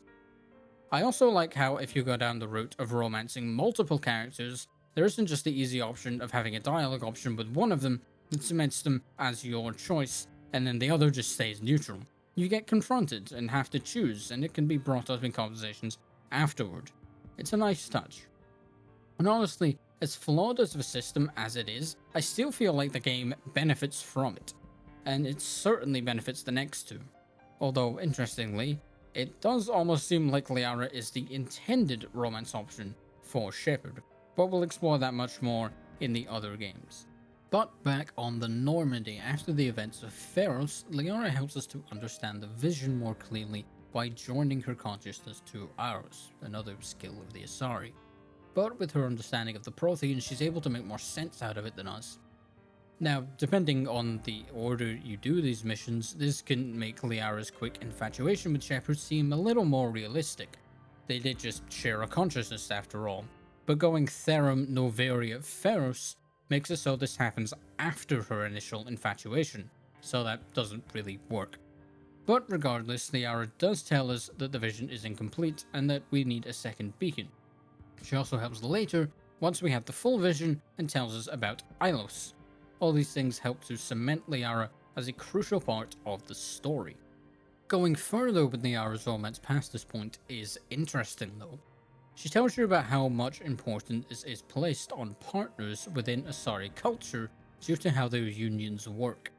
This is all in response to Liara's reservations on things going any further with Shepard. But what I like about this scene is that she actually tells you that. Shepard makes the assumption that when Liara is going over how Asari mating works, that she's sort of trying to make an offer, but Liara gets embarrassed and then manages to quickly explain herself and continue the conversation, as opposed to when she embarrassed herself earlier and just ended the conversation. It's a small moment, but hey, character progression is always nice. There's not a ton of dialogue with Liara after Virmire, but it does feel like she's more at ease here too. She speaks her mind more and is able to move on from topics more cleanly. But our last moment with Liara, or whoever you romanced, comes from just before Ilos. With the threat of death on the horizon, Liara decides that she wants to commit herself to Shep. And so they go to Shepard's cabin and... But now that all the character sections are out of the way, we can get back to the story. Our next stop is Noveria. The intro to Noveria is pretty unique for Mass Effect 1. You don't really get a typical gameplay section, like with other missions in this game. Instead it functions more like the Citadel. And while some replays where you're trying to get through these sections quicker, it can feel like it kills your momentum a little, I actually think it's genius. See, when you arrive on Noveria and after you've gotten to flex your new Spectre status a little, you're told that Matriarch Benezia has travelled off to the Peak 15 complex and that you can't follow her because land travel has been halted due to a storm and you need a pass if you want to override that. It stops you in your tracks and makes you explore the area and talk to people. This meshes beautifully with Noveria's atmosphere. It's ruled by corporations and legal loopholes and money. Even the world itself is cold and hostile, and you're stuck right in the middle of it all. But that's not to say the game makes it boring. This section really leans into the RPG side of things, with quite a few fun little side quests to uncover. I've smuggled an illegal ammo modification into the building for a Hanar merchant, and then kept it for myself. I said I'd bug a network for an Asari and then ratted her out so the opposing corporation would just send her a bunch of viruses, and then I inadvertently continued the main quest by breaking into an office for a Turian. They're just fun little quests with a few small changes in outcomes, but it really helps reinforce the atmosphere.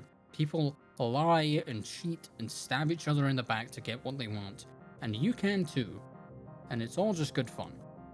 Oh, and of course you get the administrator who stopped you leaving arrested through all that wonderful legal red tape too. But it's back to the action soon enough, and you're out in the Mako once again, which works 100% as intended.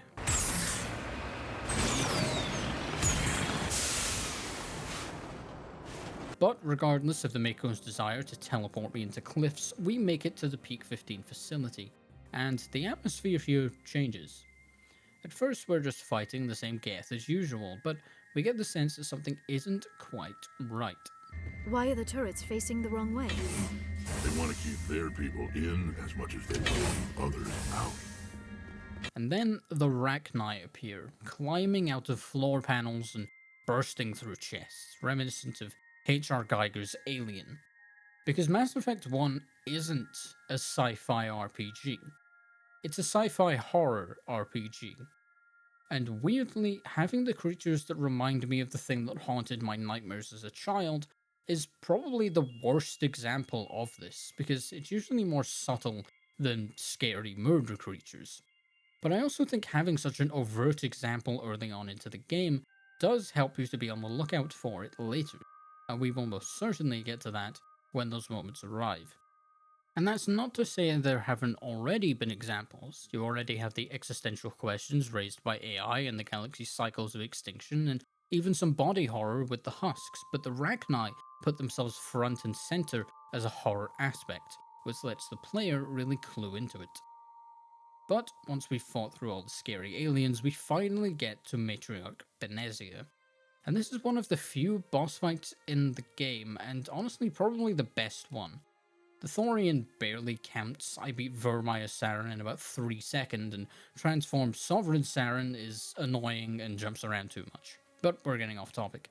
And this boss fight, whilst I do think is mechanically the best one, sort of makes no sense. You just fight Geth and Asari commandos, and apparently that makes her weaker. Also, she freezes you in place, but then you just immediately are able to move again after the cutscene. But if you ignore all of those things, then it's fine. What's obviously more important here is your interaction with Benezia. She has been indoctrinated, she's a slave to Saren's will, and she says herself that she will never be the same again. This is an Asari matriarch, one of those powerful and wise beings in the galaxy, and it's affected her to this degree, barely being able to fight it off for just a few minutes. Indoctrination then is clearly no joke. She describes it as a subtle process, so subtle you don't even realize that it's happening, even when you're aware of its existence. But she's able to tell us that Saren was looking for a Mass Effect relay that was lost during the Rachni Wars, and gives us its location before the indoctrination takes hold again and forces us to kill her. It's here that we come face to face with the Rachni Queen, and if murder aliens and being indoctrinated weren't scary enough, it begins to puppet a dead Asari to speak to you. This is a fantastic scene though. It's such a wonderful job is done with making the Rachni both more humanized and empathetic, but also more alien. And this is also one of the best decision-making sections of the game. You can choose to either free or kill the Rachni Queen. This queen who was hatched in this lab and was not part of the Rachni Wars, and whose children only attacked because they were separated from her. But also a queen who is a potential threat to the entire galaxy. One you just have to take at her word won't do the same as her ancestors. And your squad mates weigh in too, the standout one being Wrex, as we've covered. But this truly feels through its presentation like a decision that is a real galaxy-affecting decision. And it's one that you have to make for it. But whatever your decision, we won't be discussing its effects for quite some time. For now, it's on to our next destination. And our next destination is Feros. Feros immediately sets its atmosphere. It's got this weird green hue to it and dissonant music that makes everything feel just a little off. And the first thing you run into after leaving the Normandy is a colonist. And his speech is just odd enough that you'll notice, but unfortunately he's absolutely obliterated by a Geth rocket, so we don't get too many answers there. And of course, once we make it to Faidan, the leader of the colony, the Geth show up once again. And given that they are what we're here for, we give chase. But as we do so, Kaiden shouts out something a little odd. Protect the heart of the colony! Once the Geth threat is dealt with, we can head back and talk to the colonists, and a lot of them act real strangely. But the biggest red flag that there's something going on here is the Solarian merchant Ledra, who seems to be enamored with the place, like he's discovered paradise and never wants to leave. It has such a wonderful, creepy village secretly run by cannibals or something kind of atmosphere. It's hard to ignore. But ignore it for now we shall, because there's another layer to this colony. When we were on Noveria, we saw the executives and the lawyers and the managers all fighting over money and power and influence, and we joined in with the backstabbing and the lying and the manipulating. But what Feros shows us is just who these fun little games affect. These colonists are funded by a corporation called Exogeny, and they're certainly not living the life of the executives that we saw on Noveria. Things are so bad here that you have to come in and solve their water issues, their food issues, their power issues. On Noveria, the side quests were just messing with companies for fun, but here, they are life and death. If you don't do these side quests, the colony doesn't survive the events of the game. It's such a contrast, but also shows you just how little these executives care for those whose lives depend on these companies. In order to fix these problems, we have to head into the tunnels under the colony, and here we can run into a man called Ian Newstead. And if you weren't already convinced something weird was going on, you sure will be now. He does his best to tell you what's happening, but every time he gets close to an answer, he screams in pain, seemingly coming from inside his own head. But we have a mission to take care of, so we head out in our trusty Mako to the Exogeny headquarters, where the Geth seem to be coming from. It's here that we discover what's really going on. Exogeny has been experimenting on the colonists by allowing them to be controlled by a plant-like creature under the colony called the Thorian, who apparently gave something to Saren. So you knock the Geth ship off the side of the building and head back to deal with the creature. On the way, you bring a survivor of the headquarters, Elizabeth, back to her mother, who is being told by the man in charge that Exogeny wants everything destroyed. Just another point towards how evil these corporations can be. Luckily, you can avoid killing everyone in the colony, as Elizabeth's mother gives you a neurotoxin to put in your grenades, which will incapacitate the colonists infected by the Thorian, which is a very clever way of tying the gear system into the story, so good job Bioware. You can also just not do this and murder everyone there, which is horrible, but if you need renegade points, then go ahead and do that. Upon returning, you find that the Thorian has transformed many of the humans into Thorian creepers, another body horror moment, but they are effectively just husks, so they're not a problem. After making it to the door down to the Thorian after either incapacitating or killing all of the surviving colonists, Kaiden approaches us, weapon drawn, and uses the very last of his willpower to aim the gun at himself instead of you when the Thorian makes him pull the trigger. It's horrifying. All these people already struggling to build a colony, enslaved to this creature that uses and puppets them like they're nothing. So naturally, it's time to go kill it. The creature itself has a gruesome design for a plant. You're already on edge as it comes into view, and then it spits out an Asari to communicate with you. This is similar to the Rachni controlling the dead, but these aren't corpses, they're clones of an Asari who's being kept alive. Again, a horrifying concept. But we learn from this clone that Saren betrayed the Thorian, and so it will not work with creatures of flesh again, and it becomes hostile. This section is probably one of my least favourite in general in the game. You go from room to room, fighting the same Thorian creepers with the occasional Asari clone thrown in there, and then you shoot a growth and repeat. It just goes on for way too long. But once it's done and the Thorian falls to its death, Shiala, the Asari, is set free and tells us what happened. She also confirms that it's Saren's ship that causes indoctrination, and that it is called Sovereign. She also confirms that the Geth presence here was to destroy all evidence of the Thorian, so that you could not gain something called the Cipher. She tells us that the Thorian was around before the Protheans came to this planet, and that when they died, it consumed them and took their memories. The cipher is the knowledge that would allow the Prothean visions Shepard experienced to become clear. Shiala, being an Asari, was able to meld her mind with the Thorian to get the cipher, and then gives it to Saren, the same way she can now give it to you. And when she does, we get to see the vision again.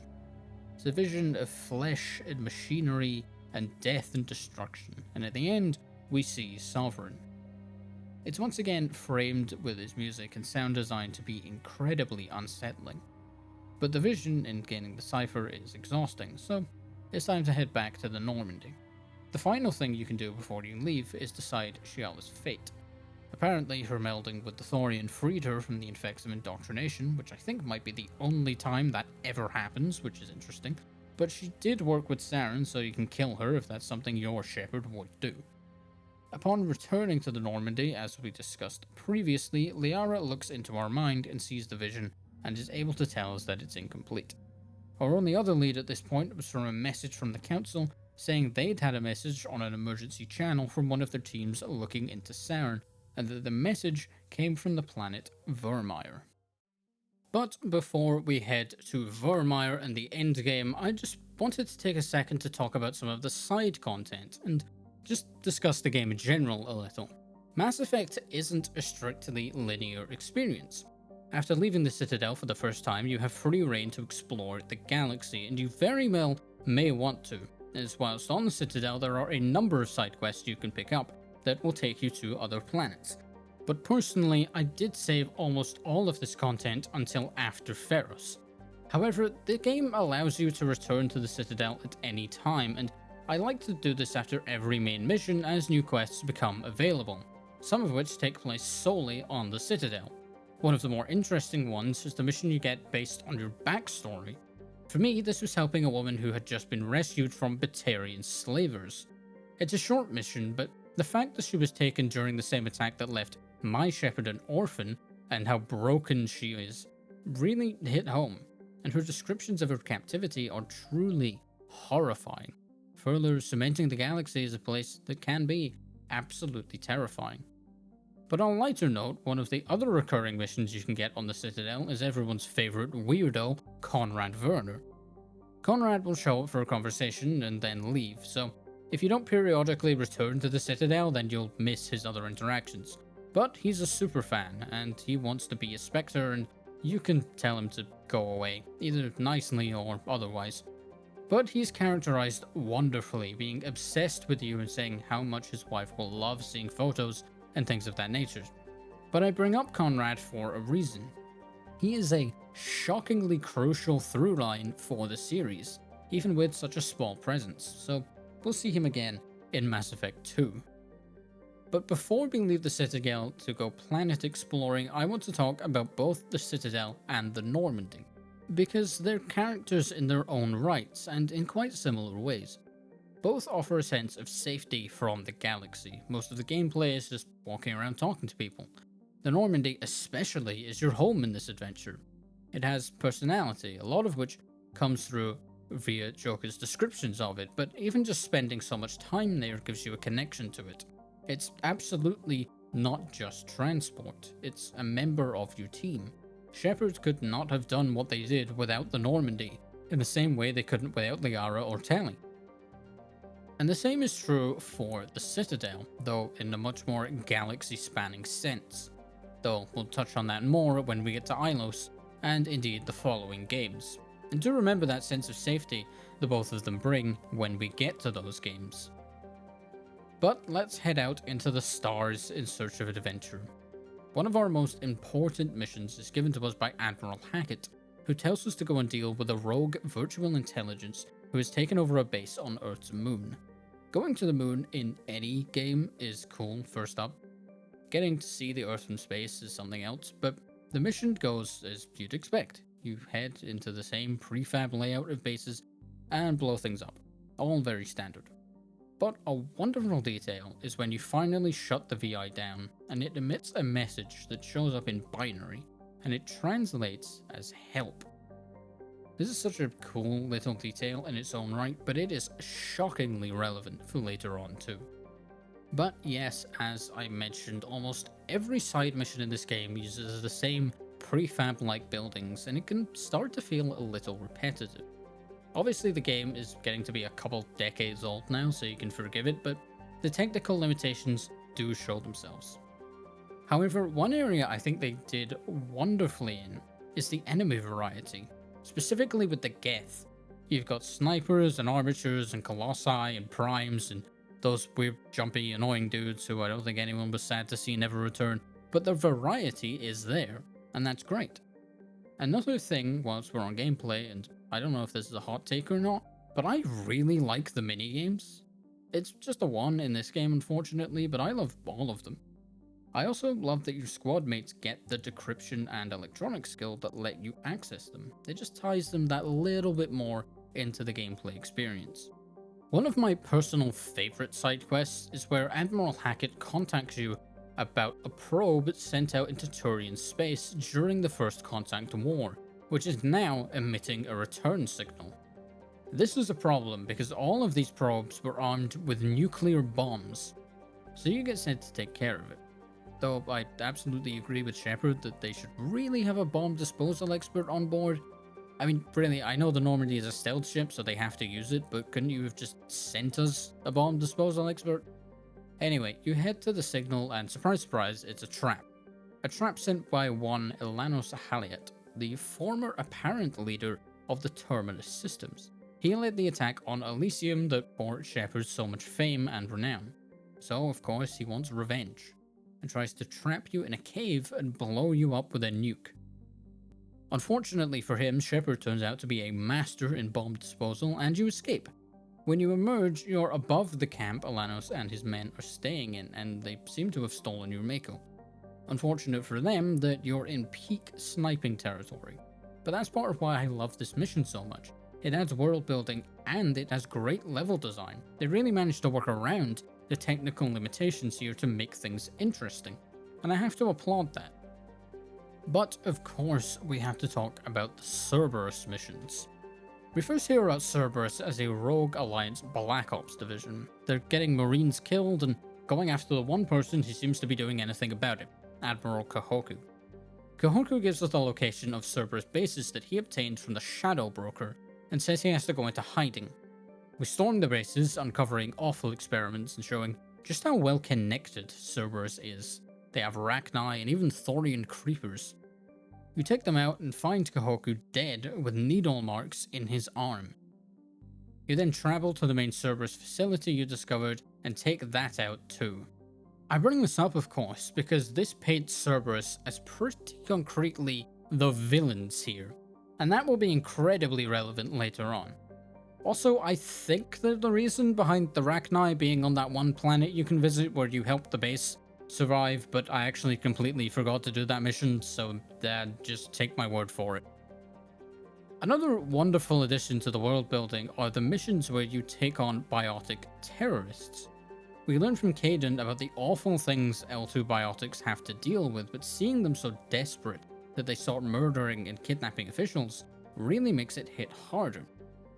That mission takes place on a ship, as a few of them do, but most side content takes place on a planet's surface. And it's here, driving through the empty worlds and staring off into the galaxy, that the existential horror really starts to take hold.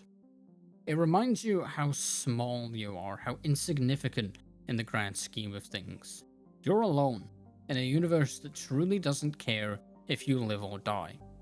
This point is taken further by the hazardous planets and the lack of breathable air. And nothing brings that home more than just how quiet it all is. But one last note before we get to Virmire is the game's DLC, Bring Down the Sky. Pinnacle Station, of course, being absent from Legendary Edition. I don't have too much to say about Bring Down the Sky, but it does do a few things very well. Firstly, it shows us the Batarians, the slavers and barbarians we've heard so much about. It certainly still keeps this role, but they do have a few moments that humanize and give greater depth to them, like when you can convince Charn to walk away peacefully. But the biggest improvement has to be in the level design. The last area especially really reminds me of Garrus Academy from the third game, so it's a huge step up from the usual corridors and rooms we're used to. The mission itself is also solid with some good characters and a nice moral dilemma at the end. Save the hostages or let the bad guy get away. Very in line with Garrus's character arc, which is nice. See if you can really put your money where your mouth is on that one. And Balak is a ruthless and competent villain, which is great. I really have nothing bad to say about this DLC. It's not mind-blowing, but it's incredibly solid. Now back to the main story. I like to save all my money for this point and kit myself out before things get too urgent feeling after Virmire. Luckily, after all that side content, I had around 2 million credits to do this with, so I picked up a Spectre pistol for me, shotgun for Tali, and of course the sniper for Garrus, which make up some ways as to explaining why the boss for this section died so fast, but we'll get there soon. Once we're kitted out, we blast off for Virmire and touch down in the Mako. We battle through the Geth through Trisending in a few Colossi, which is very intimidating until you realize you can just run them over and then they can't move, and arrive at the camp of the Solarian Special Task Group members who have sent the SOS signal. Now, we've gone over the main events of the camp already when talking about Wrex. However, there is someone here we do need to talk about, Captain Kirahi. The captain is only on screen for a short time, but we get the sense that he's well respected, resourceful, and all around a good man, which makes it very upsetting that he doesn't survive the events of Virmire. It's what I would say before this playthrough, because am I the only person who had no idea you could save him? I have hundreds of hours in this game, and I have never done this before now. There's these Geth drones I accidentally ran into over here that I had no idea existed, and apparently that's what saved him? Wild. Anyway, apparently this also has implications for later, which I'm very much looking forward to seeing. And I don't bring this up for no reason, because as with Conrad, this is exactly the kind of thing Mass Effect is about. The ripple effects, big or small, across the whole series. But anyway, we storm into Saren's research facility to plant a bomb, and along the way, we learn that he's studying the effects of indoctrination, how it slowly affects the mind, how it can break people, how it never really lets go. It seems as if Saren is looking for a way to defend himself from it. Though, from everything we know, that seems rather strange. Saren is the one using indoctrination, isn't he? Well, eventually we find ourselves in Saren's quarters, and we find another Prothean beacon, this one acting much the same as the one on Eden Prime. But when we head back upstairs to interact with the control panel, a hologram of Sovereign appears, and this is where we get the grand reveal that Sovereign is not just Saren's ship, but an actual Reaper. And I'm curious. I already knew Sovereign was a Reaper from the start, just because the series had been out for a long time. But for anyone who played on launch, was this surprising? I feel like with all the hints and Sovereign being the end of the vision, it would be fairly obvious, but I don't know, I wasn't there. But this conversation is done massive. Sovereign is immediately characterized as ancient and terrifying and intelligent, but also incredibly arrogant. And it's this arrogance that lends to all of his exposition working so perfectly. And god, that voice. I can never praise Mass Effect, any of the three, enough for its sound design. Sovereign here also confirms Liara's cycle theory again, much like Thorian does. But Sovereign clarifies a little more, stating that every time a civilization rises up to their apex, they are destroyed. And it also clarifies that the mass relays and the Citadel were not created by the Protheans, and instead left there by the Reapers to ensure that all the races would base their technology off of what the Reapers want them to, and more importantly, that they would use the Citadel as the main hub for galactic civilization. And I cannot overstate how much I adore this part of the story. It is just so cool. I know that's not very analytical, but come on, it is. And it's so good for instilling a feeling of dread. All of galactic society has already done exactly what the Reapers want, as always. The odds really start to feel insurmountable here, and it furthers that existentialism we talked about earlier. But whereas before it was derived from the vast emptiness and hostility of the universe, now is from your own, and indeed everyone else's, mortality. Sovereign also manages to be so edgy here, whilst managing to not slip into being cringy, which is a fine line to walk. The design and the voice do a lot of the heavy lifting in that respect, and they make the dialogue work so well. And then it ends the conversation with, "Your words are as empty as your future. I am the vanguard of your destruction. This exchange is over." like, my god, Harbinger wishes he was this guy. After this point, we get to the bomb planting scene, which leads to the Ashley Kaiden choice we talked about in their section. But before we leave, we get to confront Saren in person for the first time. And it's here that we confirm what we suspected about the indoctrination research. He is trying to protect himself from Sovereign. But of course, he can't. It becomes obvious that he's under Sovereign's control already, and part of him knows it. He gives you all his reasons for allying with the Reapers, how he's making an alliance to save as many people as possible, how Sovereign lets him stay in control because he's more useful that way, but they all come across like he's saying all this more to convince himself than to convince you. Something I do love here though is that you have Paragon and Renegade dialogue options, but they don't work. The indoctrination is stronger than even the game mechanics. But we do also learn here that Sovereign needs Saren to find the conduit for some reason. Not that he discloses what the conduit is at this point. But again, we're unable to talk him down, and so it's time for violence. Yeah, those Spectre weapons are strong. Upon returning to the Normandy, Liara looks into her mind once again and discovers that the beacon on Virmire completed Shepard's vision and uses the additional information to determine that the conduit must be on the planet Ilos. So you send this information off to the Council, and they begin to amass a fleet to deal with Saren once and for all. When we arrive back at the Citadel, it seems everything is going well. Even Udina tells us that the Council is finally taking real action against Saren. But instead of going after Saren, they've stationed their ships at every mass relay that connects to the Citadel. But the Council here really isn't being that unreasonable. In the past, they didn't want to send a fleet to the edges of the Terminus systems in fear of starting a war, so they're obviously not going to send a fleet into the Terminus systems now. And in terms of the Reaper threat, as Council Theros says, "Only you have seen the Reapers, and then only in visions. We won't invade the Terminus systems because of a dream." The thing here that is pretty questionable is not letting Shepard go after Saren themselves, especially when everyone here is well aware that the Normandy is the perfect ship for the job. They do a great job of making you hate Udina here more too. There's something more grating about him acknowledging your accomplishments and telling you you're more trouble than you're worth than if he'd just gone straight to insulting you. He then tells you that the Normandy is grounded, so you can't leave.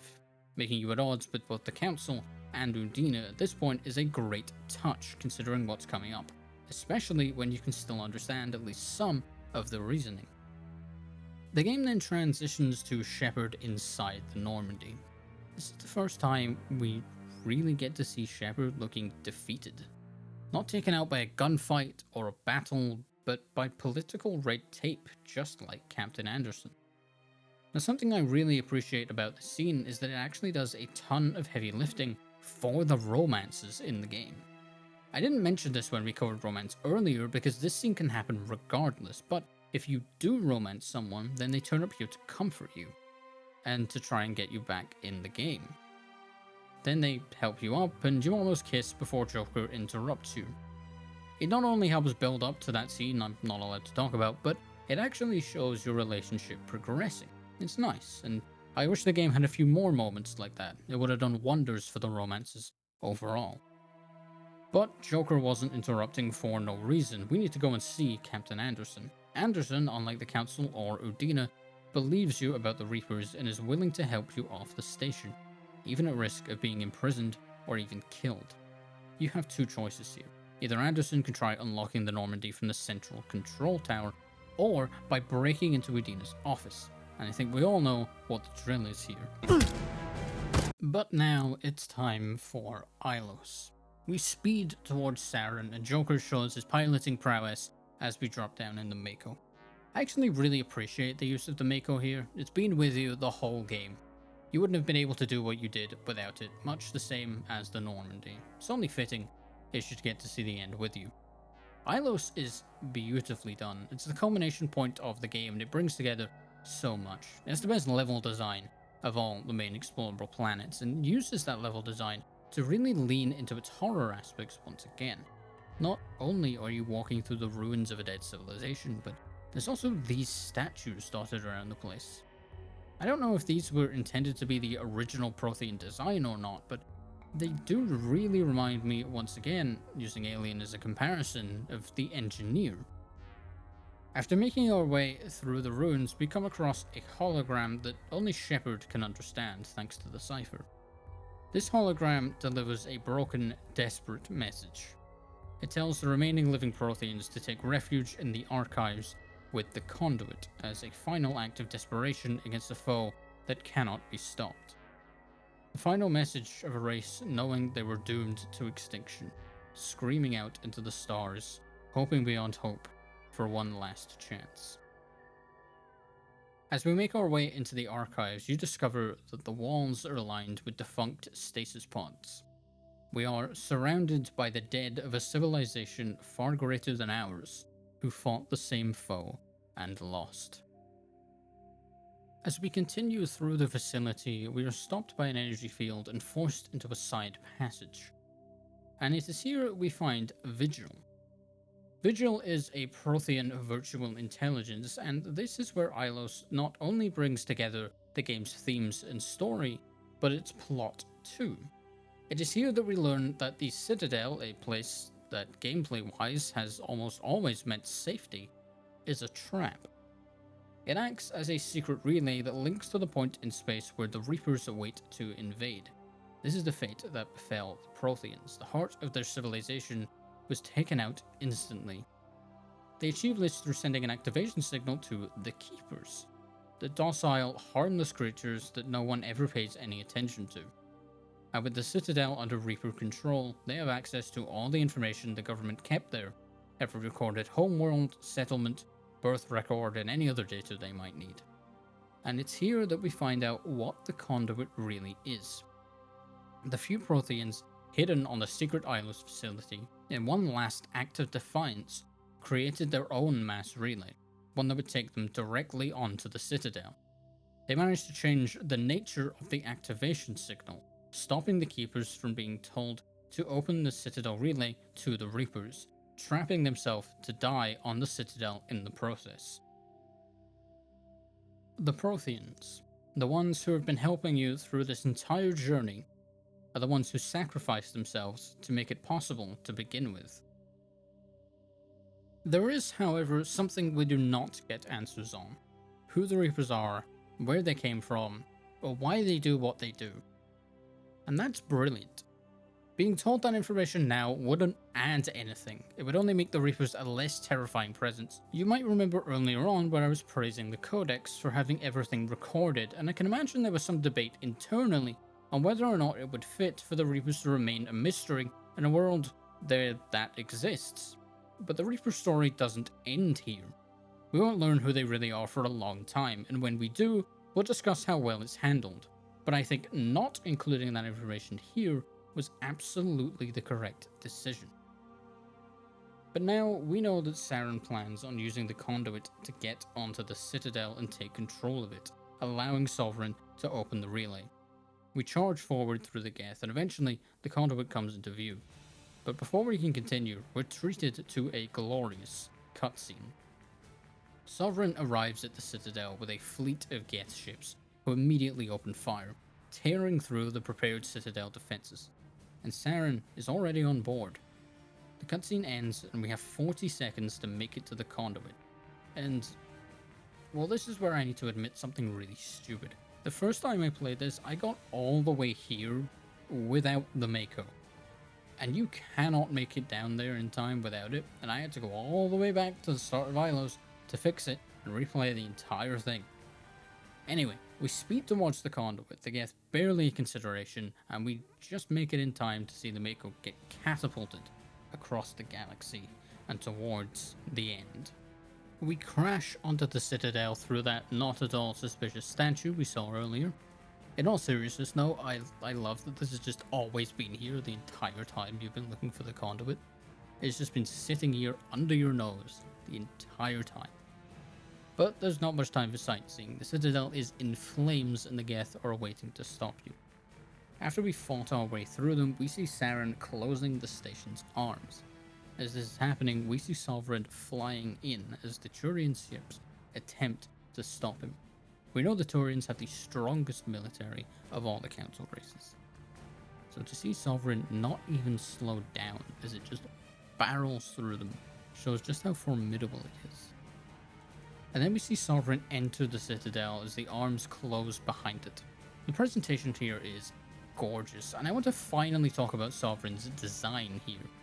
The Reapers in this game are presented as an unknowable cosmic threat, one that promises oblivion, a force so powerful that no galactic civilization has ever defeated them. They are cosmic and existential horror in a synthetic skin. So I don't think it's any wonder then that Sovereign is this squid-like Cthulhu-esque creature mixed with a futuristic fighter jet. It's such an iconic design. I could have told you that was a Reaper long before I ever actually played the game. Bioware absolutely knocked this one out of the park. As soon as we're talking about things that look cool, I don't have anything to say about that. It's just pretty. Though it does lead to probably the best set piece in the whole game. Running along the side of the Citadel, fighting Geth, activating defenses to shoot down a Geth ship, all while the gigantic figure of Sovereign towers above you. Aside from bring down the sky, this part of the game feels by far the most progressive in terms of level design. I can absolutely see this being in Mass Effect 2, which is pretty perfect as a conclusion to Mass Effect 1.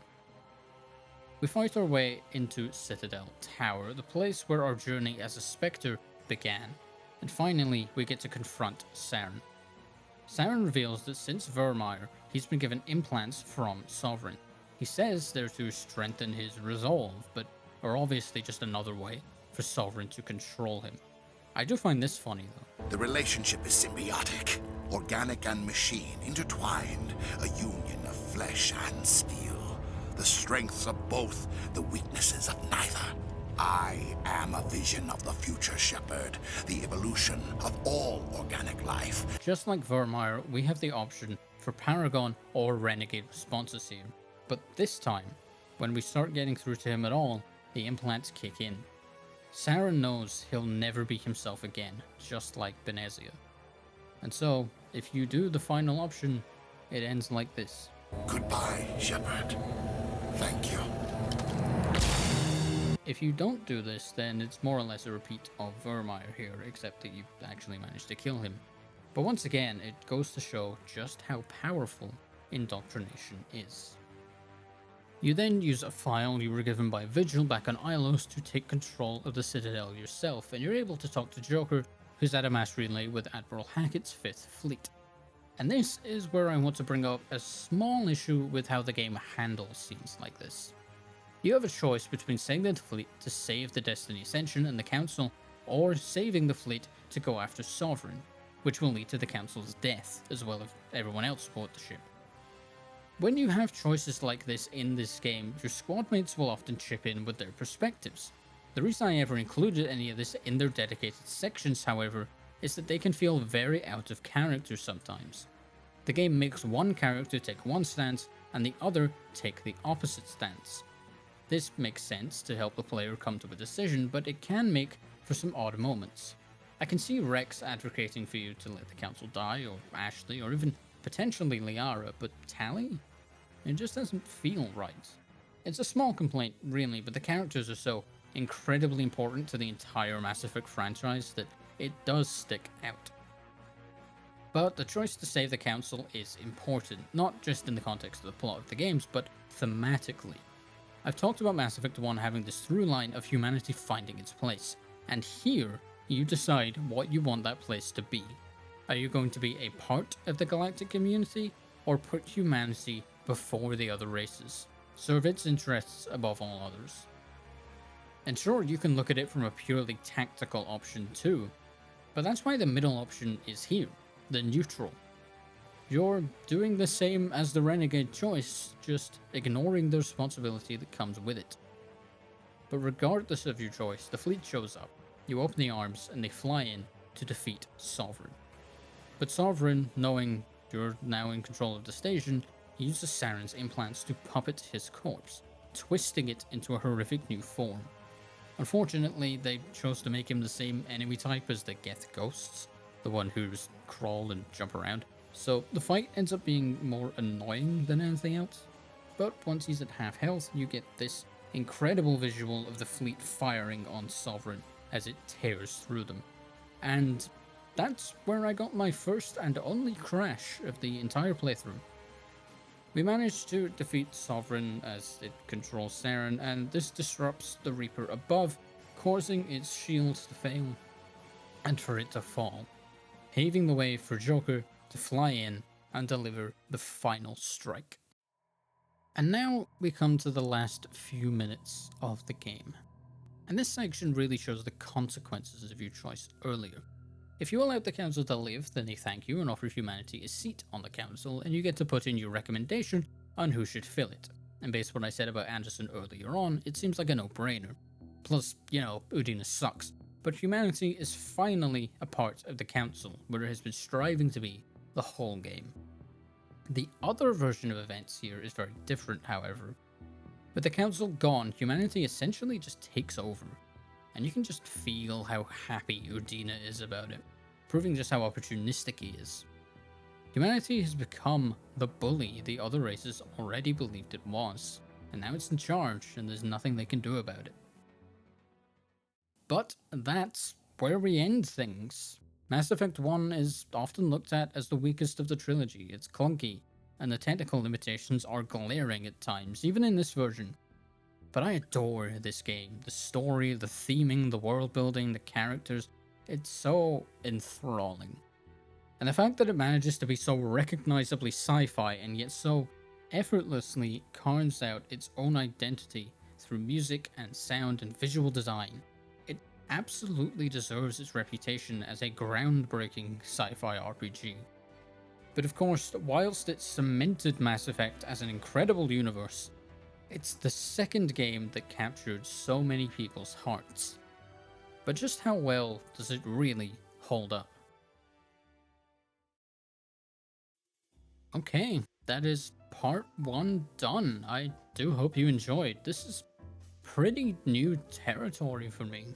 I've never done any super long form content like this, so it's been quite the experience. If you did enjoy, then please do consider subscribing and leaving a like. It really does help. And please do comment with any thoughts or feedback. And hey, if you really enjoyed, you can always become a channel member. Next video will of course be about Mass Effect 2, which I'm very much looking forward to getting started on. Hopefully it won't take me too long, but this one has taken about a month and a half already, and there is a lot to cover with 2. If you did enjoy this one though, and you're looking for something in the same vein as this video, I do recommend my Persona video. I was very proud of that. But thank you all so much for watching, and I will see you in part 2.